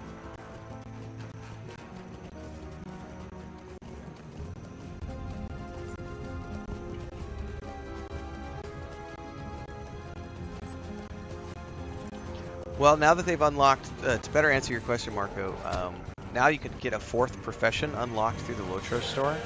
So you no longer have to make a bunch of crafting alts. You can do everything on one character. So just pick whatever you want to have, suit your character, follow, you know, to...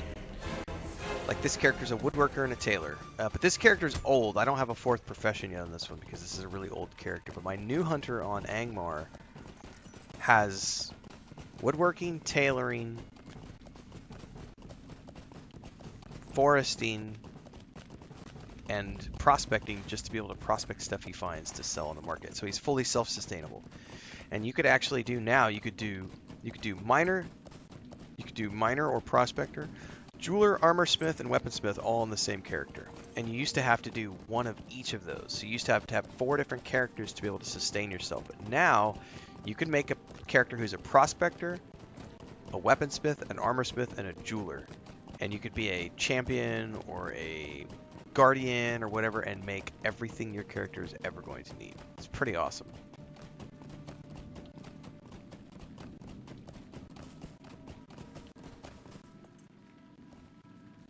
This character is really old, so I haven't picked up a fourth profession. I don't know that I will. I don't really feel compelled to. This is mostly just a character I'm running through for quests.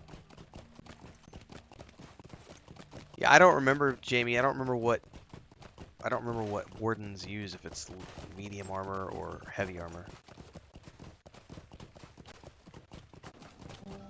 Where Where are these barrels?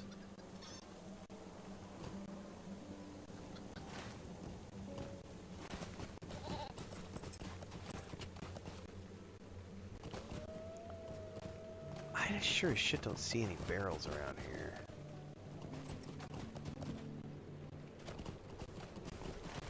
They could be outside of town, maybe?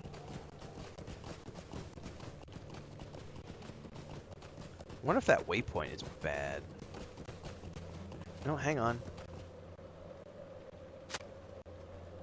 Oh, that's a different quest. We get to mount the heads.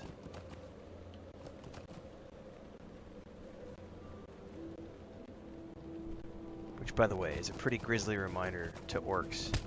Don't fuck with us. We've got your heads on pikes.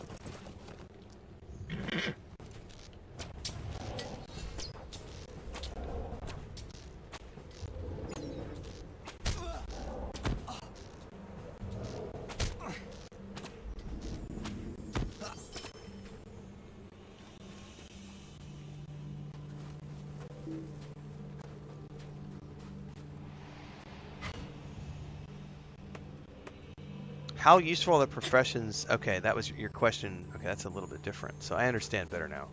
Are professions useful to each other, or if it's all good? Honestly, professions, to be honest with you, unless you are playing the metagame, which the only reason to play the metagame is if you're playing on a harder landscape difficulty, because you can change the difficulty of the base game now, or if you are in a raid guild. Those are the only two instances where you need to worry about the meta. Everything else doesn't matter. The virtue traits don't matter, class traits don't matter, stats don't matter. I'm on normal mode. I could give two shits about difficulty. I'm not grouping up with other players. I'm never going to raid. So none of that matters to me. So I'm very content to just take the quests, the quest gear, and that's all I will ever need. So for me, I only craft for cosmetics. That's the only reason that I would craft gear, is because I like different cosmetics, but that's it for me. But that's not, you know, I'm not every player, and if you're playing the metagame and you're raiding and you need to worry about stats, then that's a whole nother ball game. But like less than 1% of this population of this game raids, so it's not really something you're going to be getting into unless you're like within that 1%.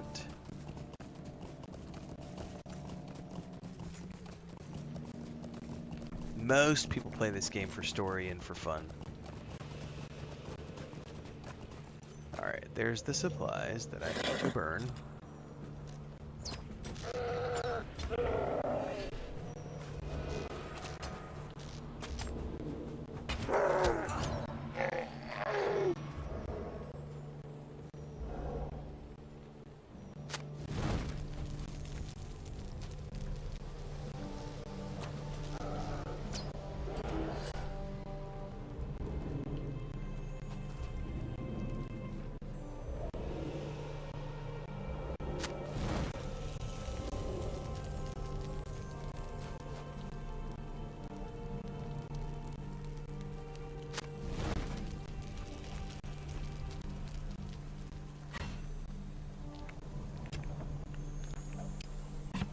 Was there one more barrel hill or just the 3?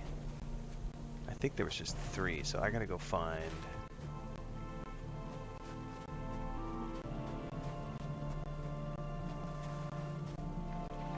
I think there's one over here. Yep. It was like there's something over there in the distance that's flashing at me.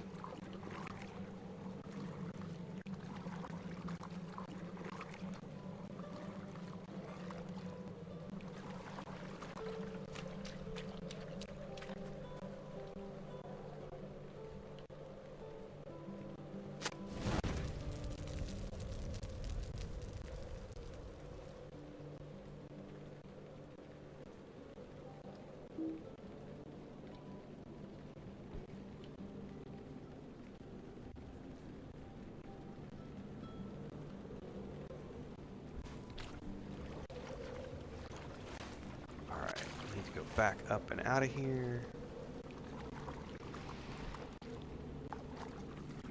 Stone Cold Mason over on Twitch says, hey Renfail, new to your Twitch, followed your YouTube Starfield streams, just started playing Lotro last week based on your streams. It's 18 hours in to Thorin's Hall, Dwarf Guardian, enjoying it so far, lots to learn. There is a lot to learn, But I tell you what, man, it's a really easy game to play, and you don't have to feel like you need to rush. There's 17 years worth of content. It's free to play. There's just do whatever you want, do what you're comfortable with, earn lotro points, get cosmetic gear, get set up.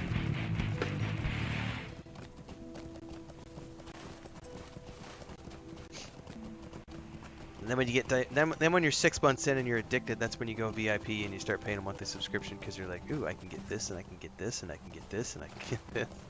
I want to do this. It's a good game. I mean, it is dated. Controls are a little clunky compared to like World of Warcraft or even Star Wars: The Republic, you know, Final Fantasy 14, but it's a good game.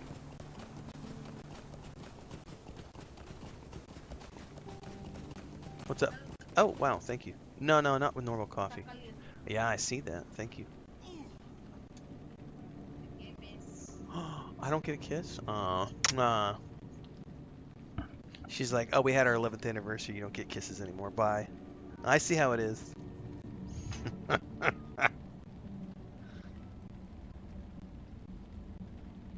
Now she said there's venom. There's venom in my coffee. Well, if I die on stream, guys, you'll know what's up.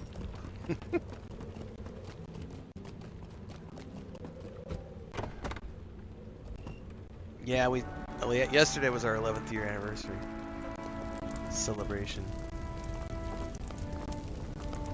It was a good day yesterday. I only streamed a couple hours. What sort grilled of up some life is arrachera. this? We had The White Wizard half has bottle of taken wine. everything I from made us. fresh bread in the morning, It which is I a just had sad another thing hunk of a minute ago. watch And I had your some this morning lands for die. toast. I had toast with wife. Toast with wife. I had toast with the It's a butter sad thing jam to this watch morning. your lands die. These are desperate times for the Rohirrim. The symbiote.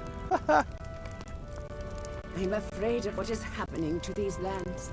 I am afraid of what is happening to these lands. It is a sad thing. We must not to act watch until we have your thought our lands plans through. die. I vow I will seal the giant dead before long, but now is not the time for rash acts.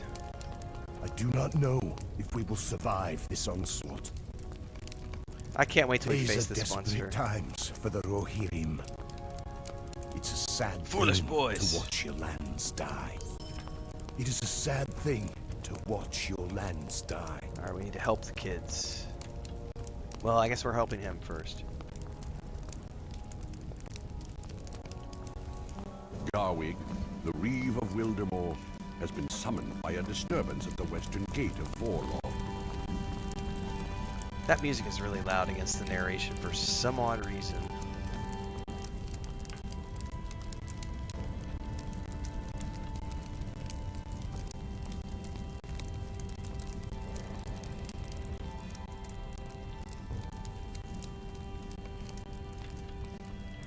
The White Wizard has taken everything from us. Nice, Metro. Congrats. Yeah, I think I met Chris, if I remember correctly, like at the end of 2020.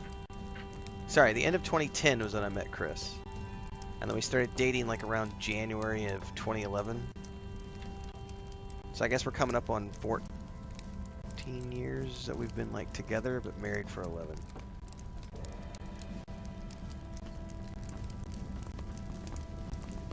It was something like 3 years of dating, 2.5 years of dating, something like that, and then she moved in, and then we got married.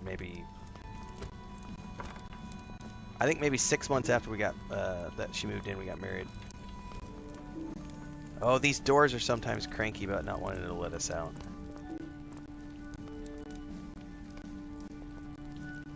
Not sure what's up with the doors today, guys.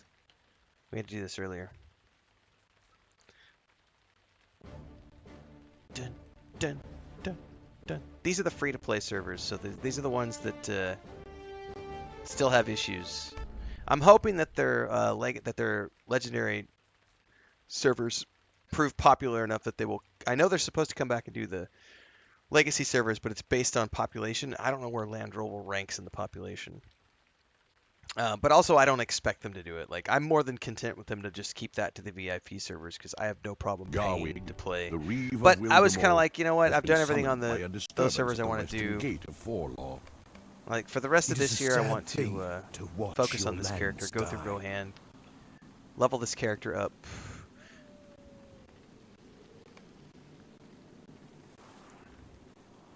Well, there's lots of different servers, Falcon, so I have no idea.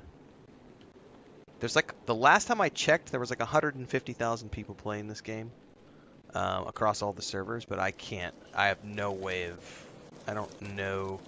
Yeah, I don't know the population for this server. We've got to chill, guys. Here it comes.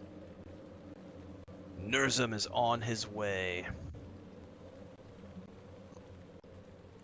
I do know this is one of the legacy U.S. servers and has quite a decent population, along with Snowborn, I think. Oh shit! What time is it? I gotta pay attention to emails and stuff.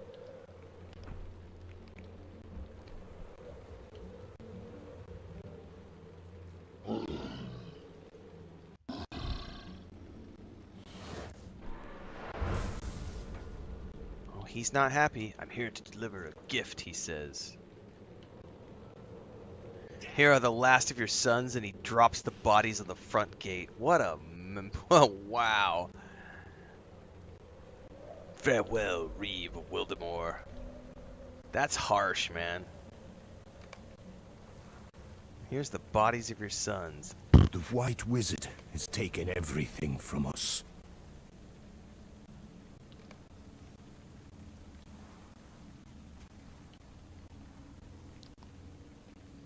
We must get the Reeve indoors at once. He's too frail to be out in the snow. What's up, Poteen?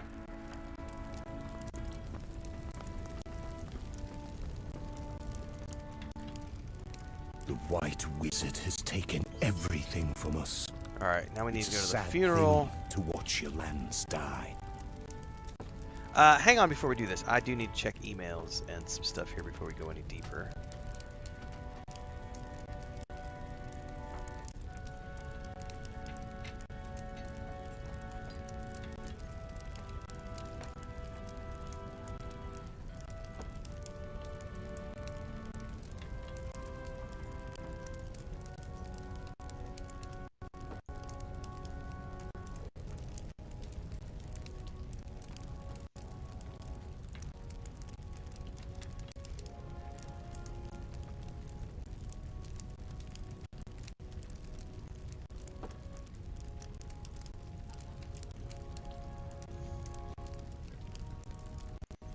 Alright, I think we're still good.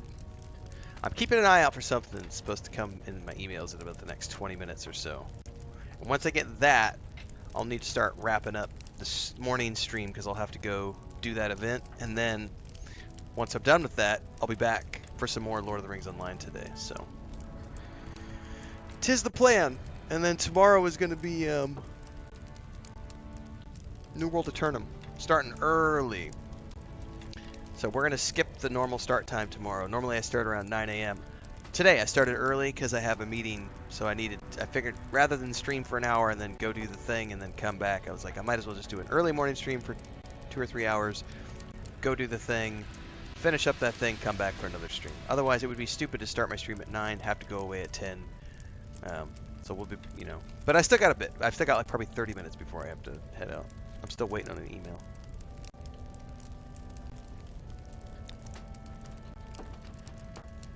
I just like to play lots of different things, Glorfindel.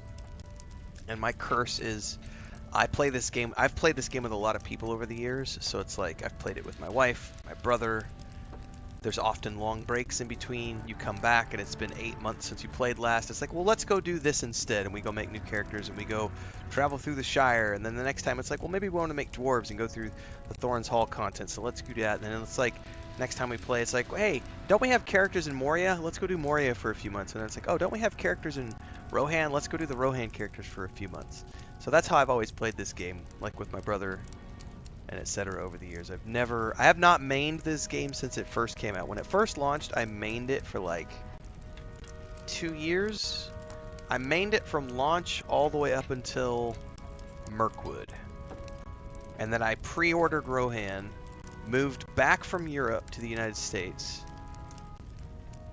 and the guild I was in was a European guild, and so I just lost touch with them, and eventually was like, I'm just going to go to US account, because at the time Codemasters was still running the European side of things. So I ended up having to get a US account with Turbine so that I could have a US-based account. So that's why I have 2 accounts. And then they eventually merged all the servers together, and Laurelin is now based, in the US, which is the European server I used to be on back in the day.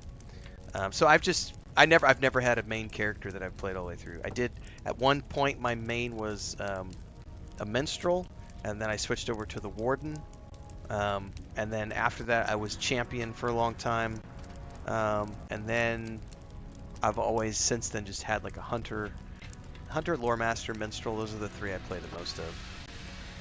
And I just like all the different characters. I like all the different starting areas. You can get great now, especially now they've added things like in the Shire as an example. You have the Shire, and you also have Yonder Shire.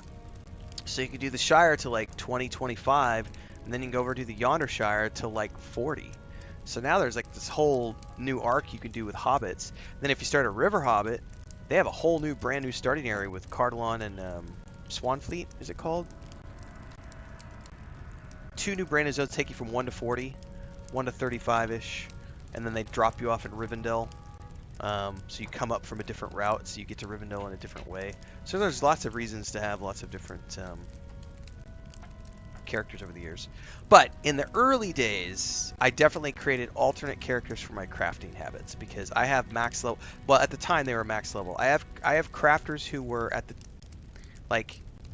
I have probably 8 characters who are up to the Mirkwood level of crafting. Because at one point in time, I had a lot of characters. My ex-partner played, so she was playing, so we had just all sorts of characters all around the place. If you have run out of things to do on Angmar and you're waiting for Moria, yeah, start another character. Go do a River Hobbit. It's a brand new, completely different starting area.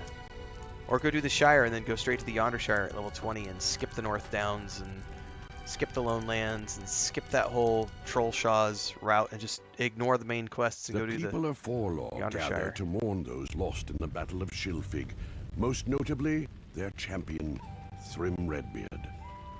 And with him they bury any hope of surviving this war.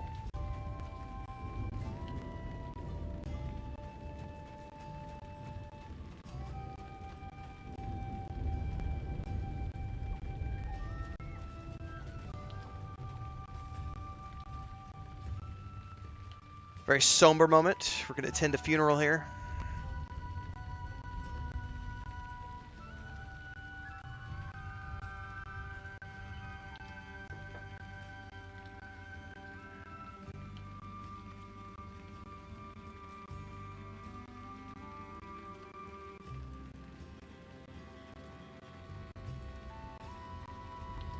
I did have a great anniversary yesterday, Brett. Thank you. I'm still eating the leftovers from yesterday. And I got a half bottle of wine that's going to get taken care of at lunchtime. That'll be during the second stream that we do today. I'll definitely take care of that with Chris, and then I'll have a nice afternoon nap. And then I have to come back and work on a... I do have to work on my Starfield hard drive review video today. I'll work on that this afternoon.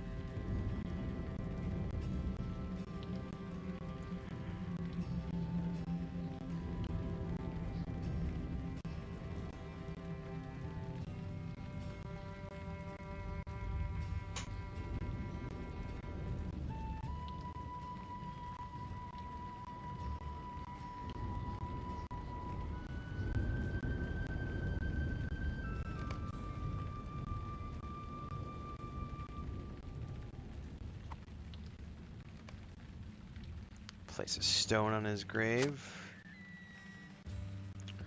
I would always say, Tyrone, if you're having fun and you've got time, roll another character. I don't feel compelled to right now, but I've been playing this game for 17 years and I have a boatload of characters, so I did a handful of characters on the Angmar server just to take advantage of the server being new and everything else, and after a couple months I was like, you know what, I'm gonna go back to my mains and just, since we're on the Lord of the Rings streak this year and the videos are still getting pretty good traffic, I will at least give it till the end of 2024. As long as we're still pulling in good numbers in the streams. We're up to, I think we're at 52 people right now, it says, between YouTube and Twitch. We were up around 65 earlier. Last night we had around 65. That is enough for me to continue. So, at the very least, for the foreseeable future, we'll be doing it.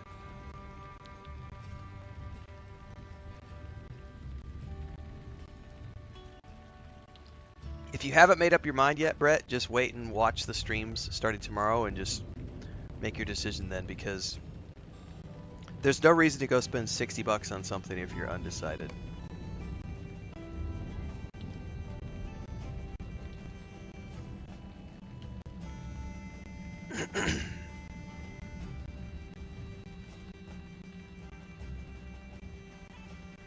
Supposedly it's around 50 hours of main story content for the solo player, and then if you care about anything beyond that, there's the grouping and the dungeons and the raids, and which I don't care about any of that shit. So I bought it on the premise of I'm going to get 40 to 50 hours out of it, which is what I expect to get out of any major single player RPG, whether it's God of War, Red Dead Redemption 2, Jedi Survivor. I'm going to pay 60, 70 bucks and I'm going to get 40 to 50 hours out of it. So that was my justification for New World. It was like, I'll play it like a single player RPG. I'll get my 40, 50 hours out of it and then I'm off to do other things. Like, it's not, I don't care about the group stuff.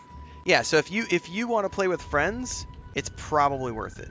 Especially considering it's cross-play, so it doesn't matter where your friends play, everybody's going to be able to play together.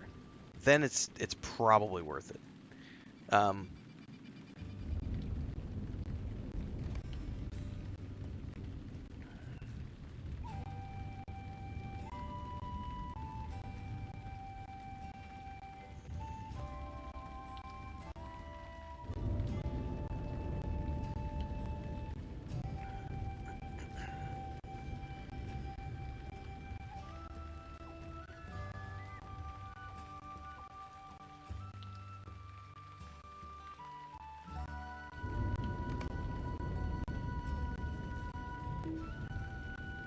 Pick up the stone. Oh.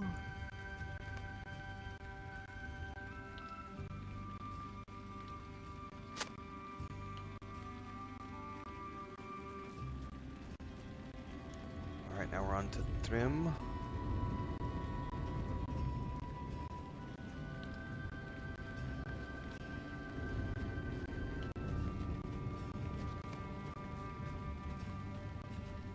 And to move around to trigger it.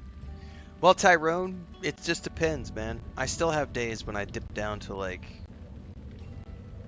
20, 25 viewers. I try really hard not to. If I dip down on those days, those games are the ones I don't play anymore. And I don't stream more than 2 or 3 hours if it's just going to be, you know. But we've had a very good 3-month run right now where we've been getting like 40 to 50 in most streams, and then some things like Starfield, No Man's Sky, etc. will get like 70, 80. So I'm very interested to see what New World is going to do, because the open beta was very good. I had 80 people during the New World open beta stuff, so we'll see what that's going to be like over the next few days.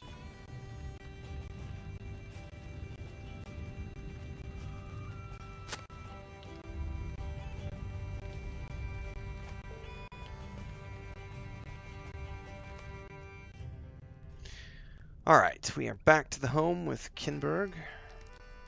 I am afraid of what is happening to these lands. These are desperate times for the Rohirrim. Alright, we need to go burn orc bodies. Oh, she has a second. Oh, she has a whole bunch of quests. I am afraid of what is happening to these lands. These are desperate times for the Rohirrim. I am afraid of what is happening to these lands. These are desperate times for the Rohirrim. Desperate times for the Rohirrim.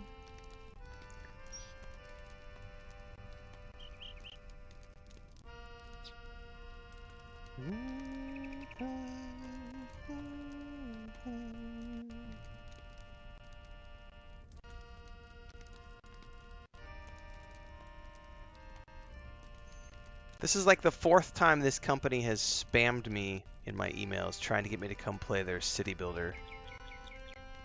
And I've already replied to them that I'm not interested unless they're going to pay me.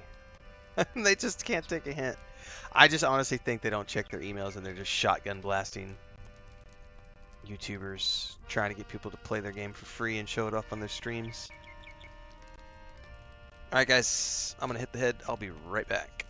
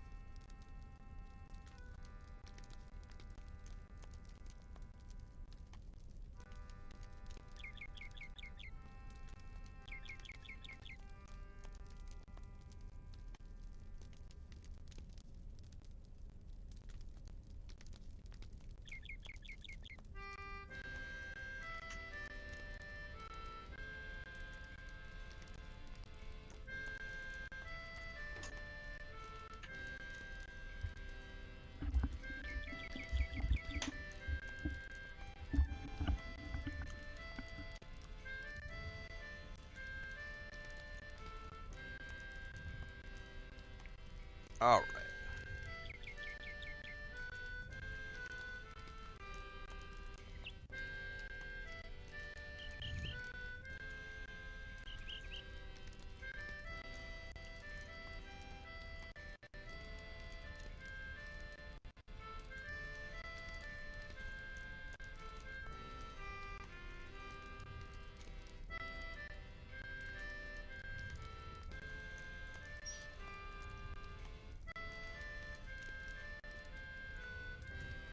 So she gave us quite a few quests to work on.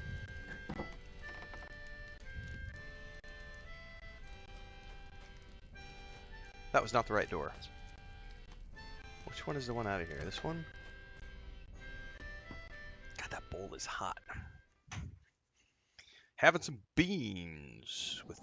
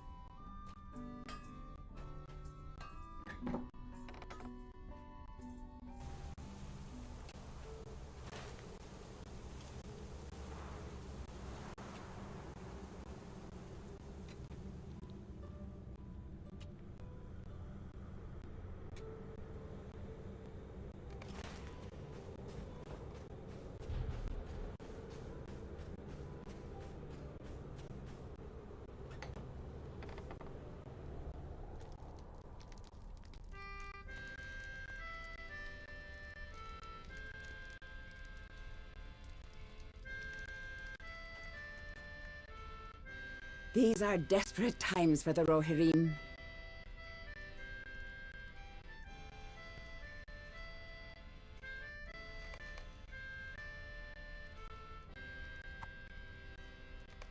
This is, for me, like when I play these quests, like, this is where you lose some people because they're... This reminds me of the argument that we had the other day with the idiots from Starfield who were like, dialogue isn't content. I'm like, this whole quest line is about the fact that they've lost all of their men, all of their warriors, to this horrific beast that's been stalking the wilderness. And it's literally, can you help me out? Like, go place this shield on my husband's grave. Like, it's very Viking themed.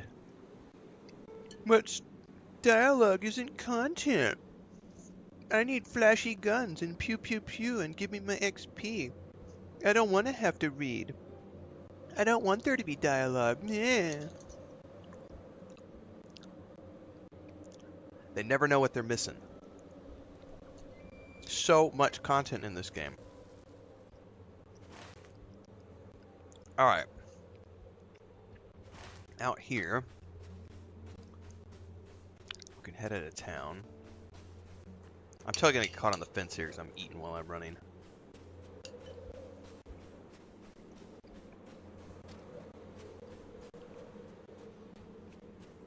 These are the last of our alluvias, which are the white beans.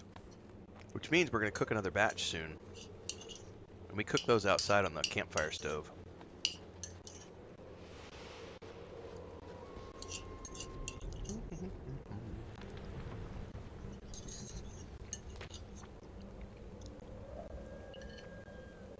And just like the Liver King, I too eat fertilized eggs. Mm.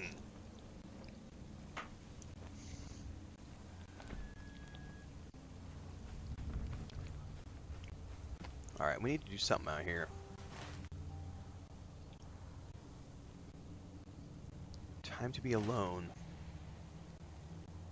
Burn the orc bodies.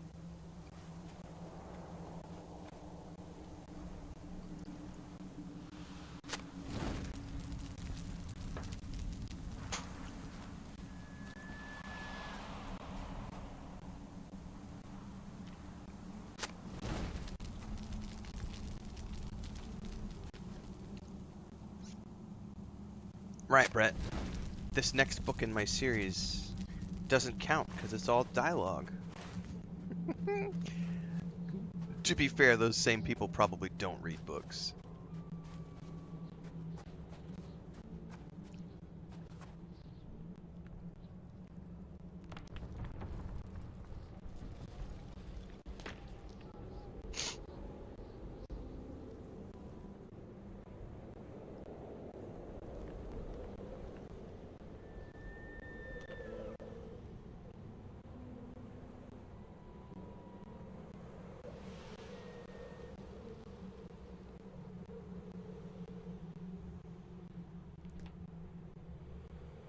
I don't know if you guys caught this, but the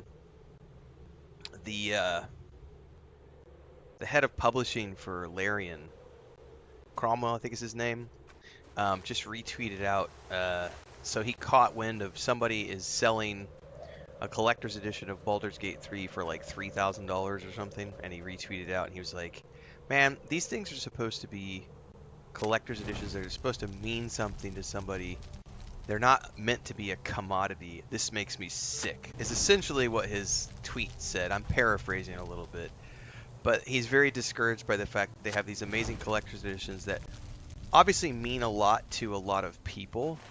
But to some people, the value is not in the really cool stuff that's in it, that's there for the emotional attachment to Baldur's Gate and Dungeons and Dragons. It's, oh, this is a commodity. I'm going to buy this thing that costs like $500, but then I'm going to turn around and sell it for $3,000.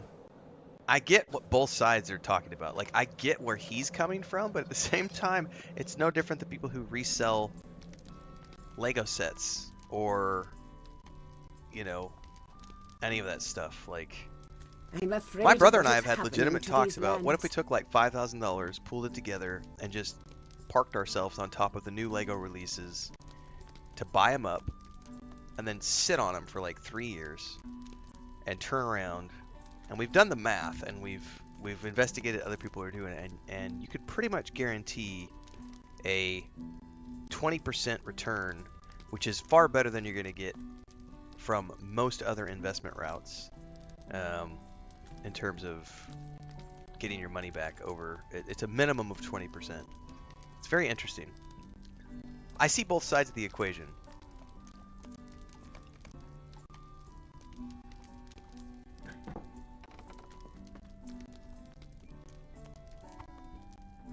Because I can tell you another thing. I've sold collector's editions of my stuff, maps, signed books, and everything else. And I know the people who cared about them keep them.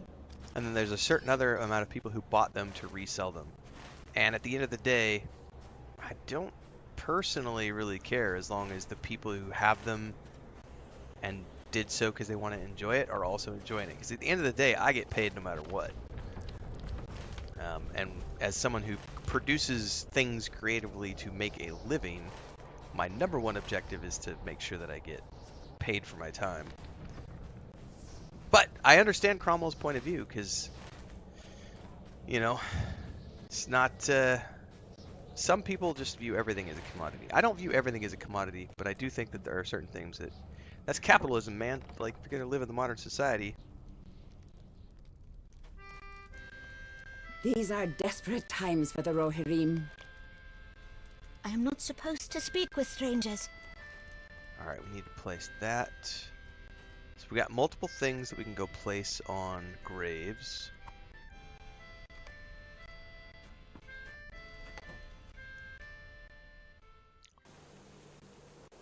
Book! What's a book, says Nick too.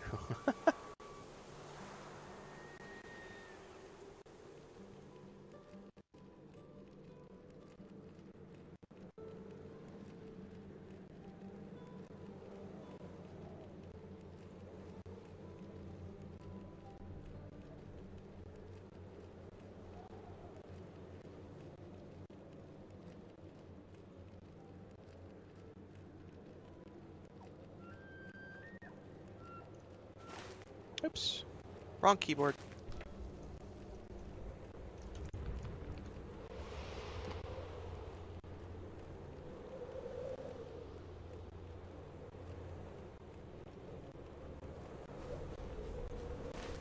Okay. All of these are going to be outside of town. Let's, I don't need to talk to Horn yet.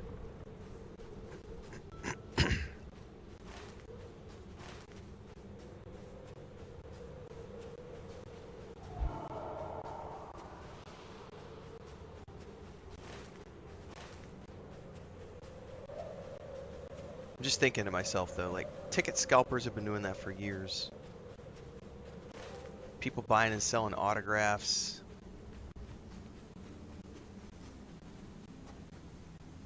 Tickets I can be okay with. Autographs I think are, that's the weirdness. That's when weirdness gets in, because it's like, If I didn't personally pay for the, if I didn't personally get the autograph, like the autograph doesn't mean anything to me. Like an autograph from someone I care enough to get an autograph from would be something I would only care to get if it was in person.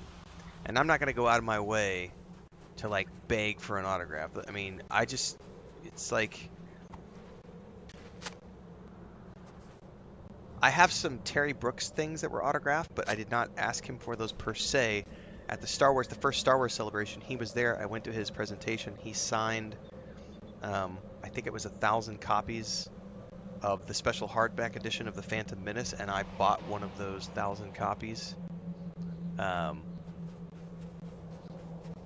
an example. I never would feel compelled to sell that though. That's like, for the Rohirrim. that's mine. Why would I want to get rid of that? Like if I had a collector's edition of Baldur's Gate 3, like I would keep it, but I don't know, Legos I guess I just don't care enough about to be like, I guess, you know, in the other ways is those aren't really collector's editions so much as they are just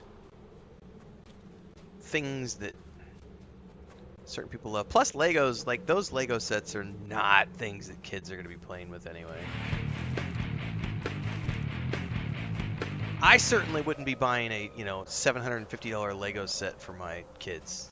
Like that would not happen. Like if I'm spending $750 on a Lego set, that's for my office, that's for the shelf, that's a collector's item. Like that's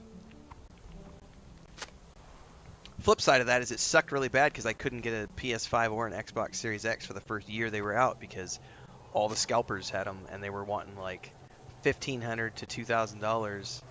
And I'm like, I am not spending that much money on a console. I will be a PC-only gamer until I can get my hands on a next-gen console.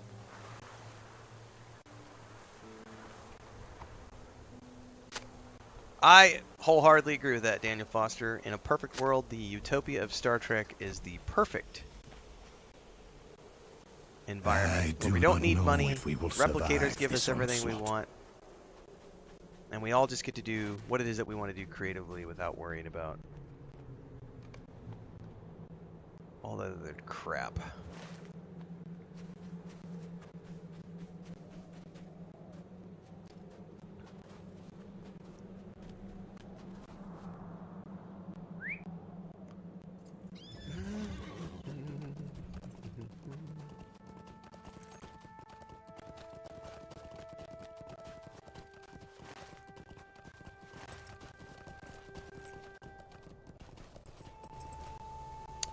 I think we need to go out to the graves here first.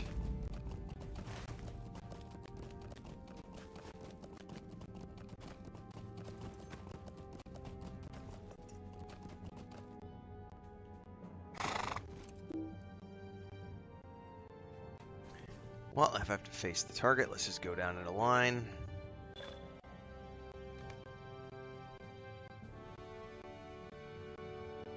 Oh, there's a deed for examining all of these. I didn't know that. Well, let's sit here and do this.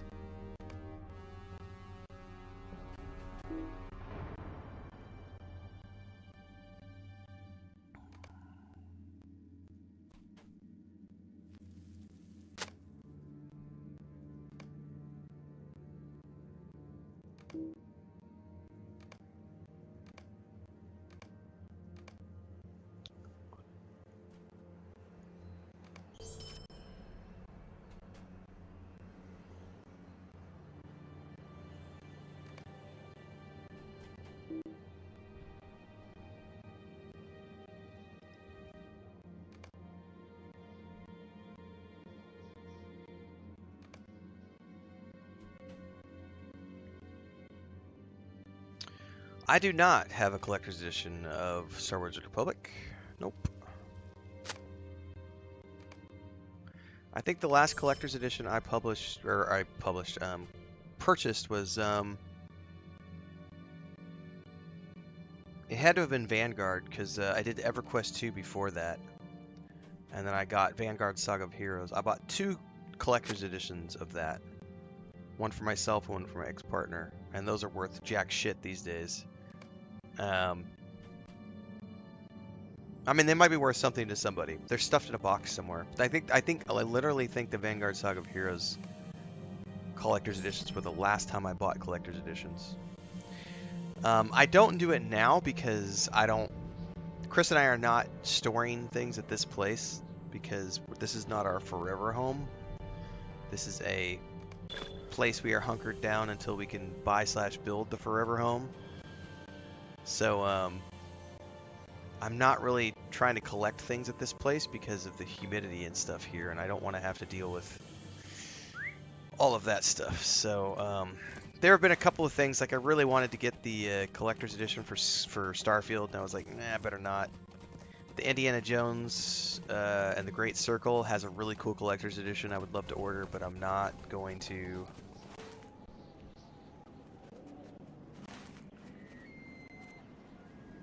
Return to Kerniman Thrim's home. I don't remember which one was Thrim's home. Oh, it's right here to the right.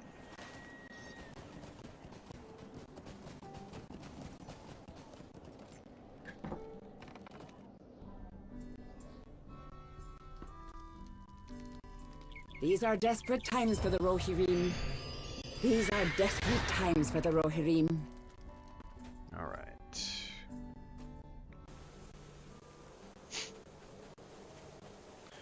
That's to find the farm.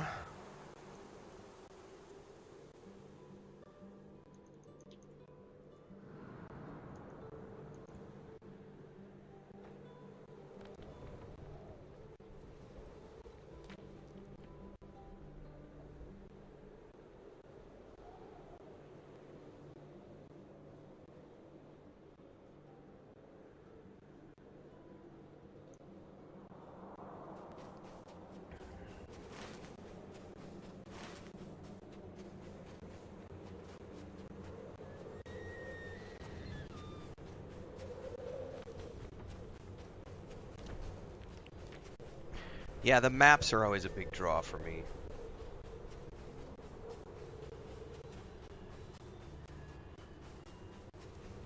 Matter of fact, I think I have in storage, I don't think it's close to me where I'd pull it out. I have a really big, there was a company on Amazon that used to do these really cool cloth maps. And so my brother and I each got one for our most recent game dev project, which is The Weave and the Void. And we got these big, like 5-foot long by 3-foot high world maps printed out. If you go back on my streams, I think from 2 years ago, before I changed the room around and I started using the green screen, I used to have the camera, I used to be situated in the other corner of this office with the camera pointing back to the parallel wall, to the long wall, and you could see the bed, and I had a bookshelf, and above the bed, I had that world map was above the bed. And that company actually printed those maps for a fairly affordable price. But they stopped printing them on Amazon somewhere mid-pandemic. I do love my cloth maps.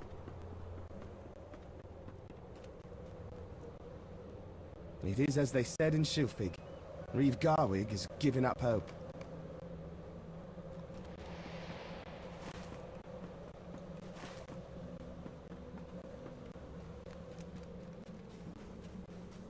I used to have a bookshelf at the back corner with Legos and all sorts of other stuff on it, but unfortunately, we have it under control now, but when we first moved in here, we didn't know that termites were a thing here, and that poor little bookshelf got ate 3 different times over the course of like 8 months, to the point where we just decided it wasn't worth putting anything wood in that corner of the room, and I switched the office around and started using the green screen instead.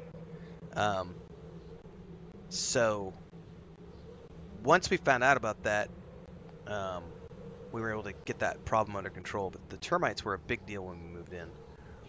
And I've got over on the Homestead channel, we have a video maybe from 2 years ago. We walked around and you could see it, like all the woods around where we live, like all the woods, all the forests, all the trees, they all have these thick, like inch wide, 2 inch wide, thick tunnels of termites that come up and go all the way up the trunk and out all the limbs, every tree and every direction. It's just, that's a part of life here, is there's termites in the woods because of the humidity and everything else. Now, all the structures are built of block and stone, so it doesn't matter, but if you have wood furniture, that can become an issue unless you're taking care of the property that you live on. because they will come, and they will come quick. And we didn't know that, so we had that bookshelf in the back corner for like 3 months maybe, and we moved it one day to like clean behind it, and there was like, holy shit, there's like an 18-inch like tall, like, looked like a river delta. It came out of the floor and it like sprang out up like this, like a river delta, and then they had attached to the back of the bookshelf and had eaten down into like, so I went outside and I cut off like the bottom 18 inches of that bookshelf.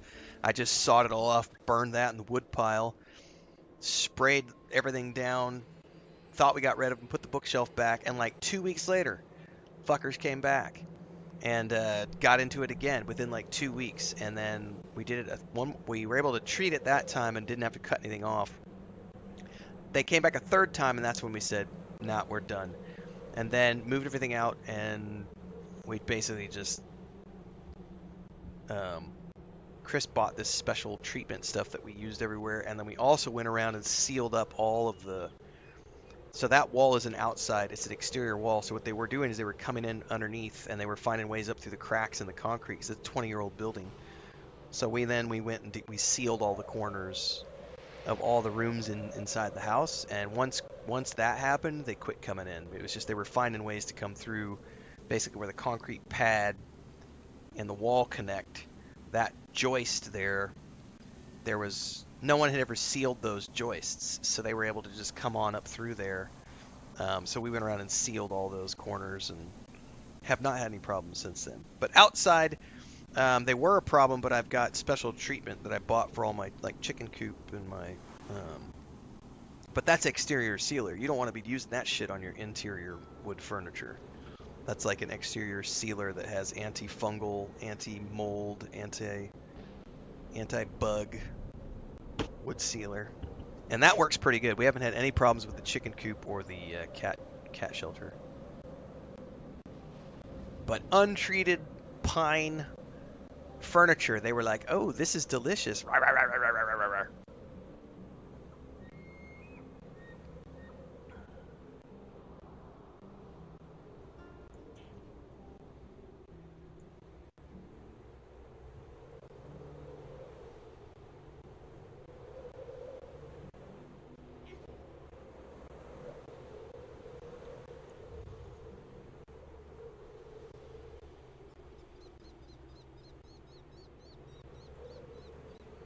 All right, we need to talk to some NPCs. I am going to be winding down shortly, everybody, so that you're all aware. I have a thing I have to go attend. It's a pretty exciting thing that I wish I could talk about, but I can't talk about. I can say it's related to something next year, but that's all I can say. And then I will be back after that. We will be continuing onwards with some more Lord of the Rings Online today.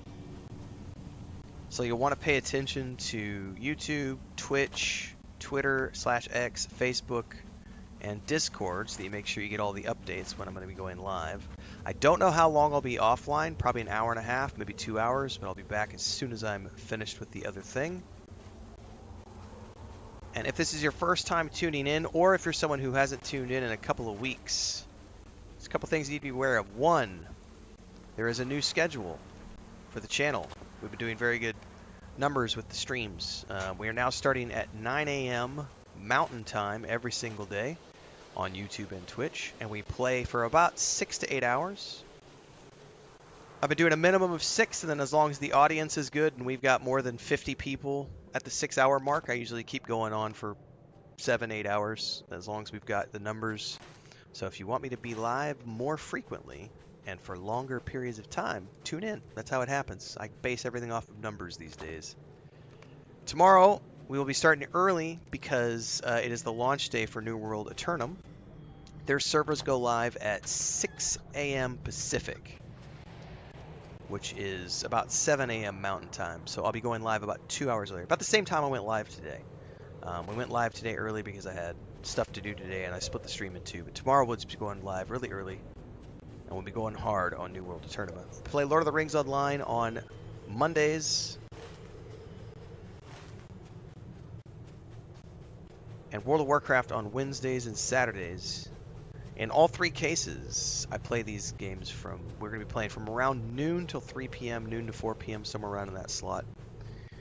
With the first half of the stream taken up by whatever is the main game of the week. Main game for the next 2 weeks is going to be New World Eternum, leading up to Dragon Age Veilguard. And I do have my pink wig ready to go for those of you who didn't see that short the other day. Chris came in here and put it on me. We're going to be triggering all the Asmongold man children by wearing a pink wig in solidarity with all the pink-haired DEI lesbians that supposedly make video games these days. Whether it be Tales of the Shire or Dragon Age Veilguard, we're going to trigger all those little babies.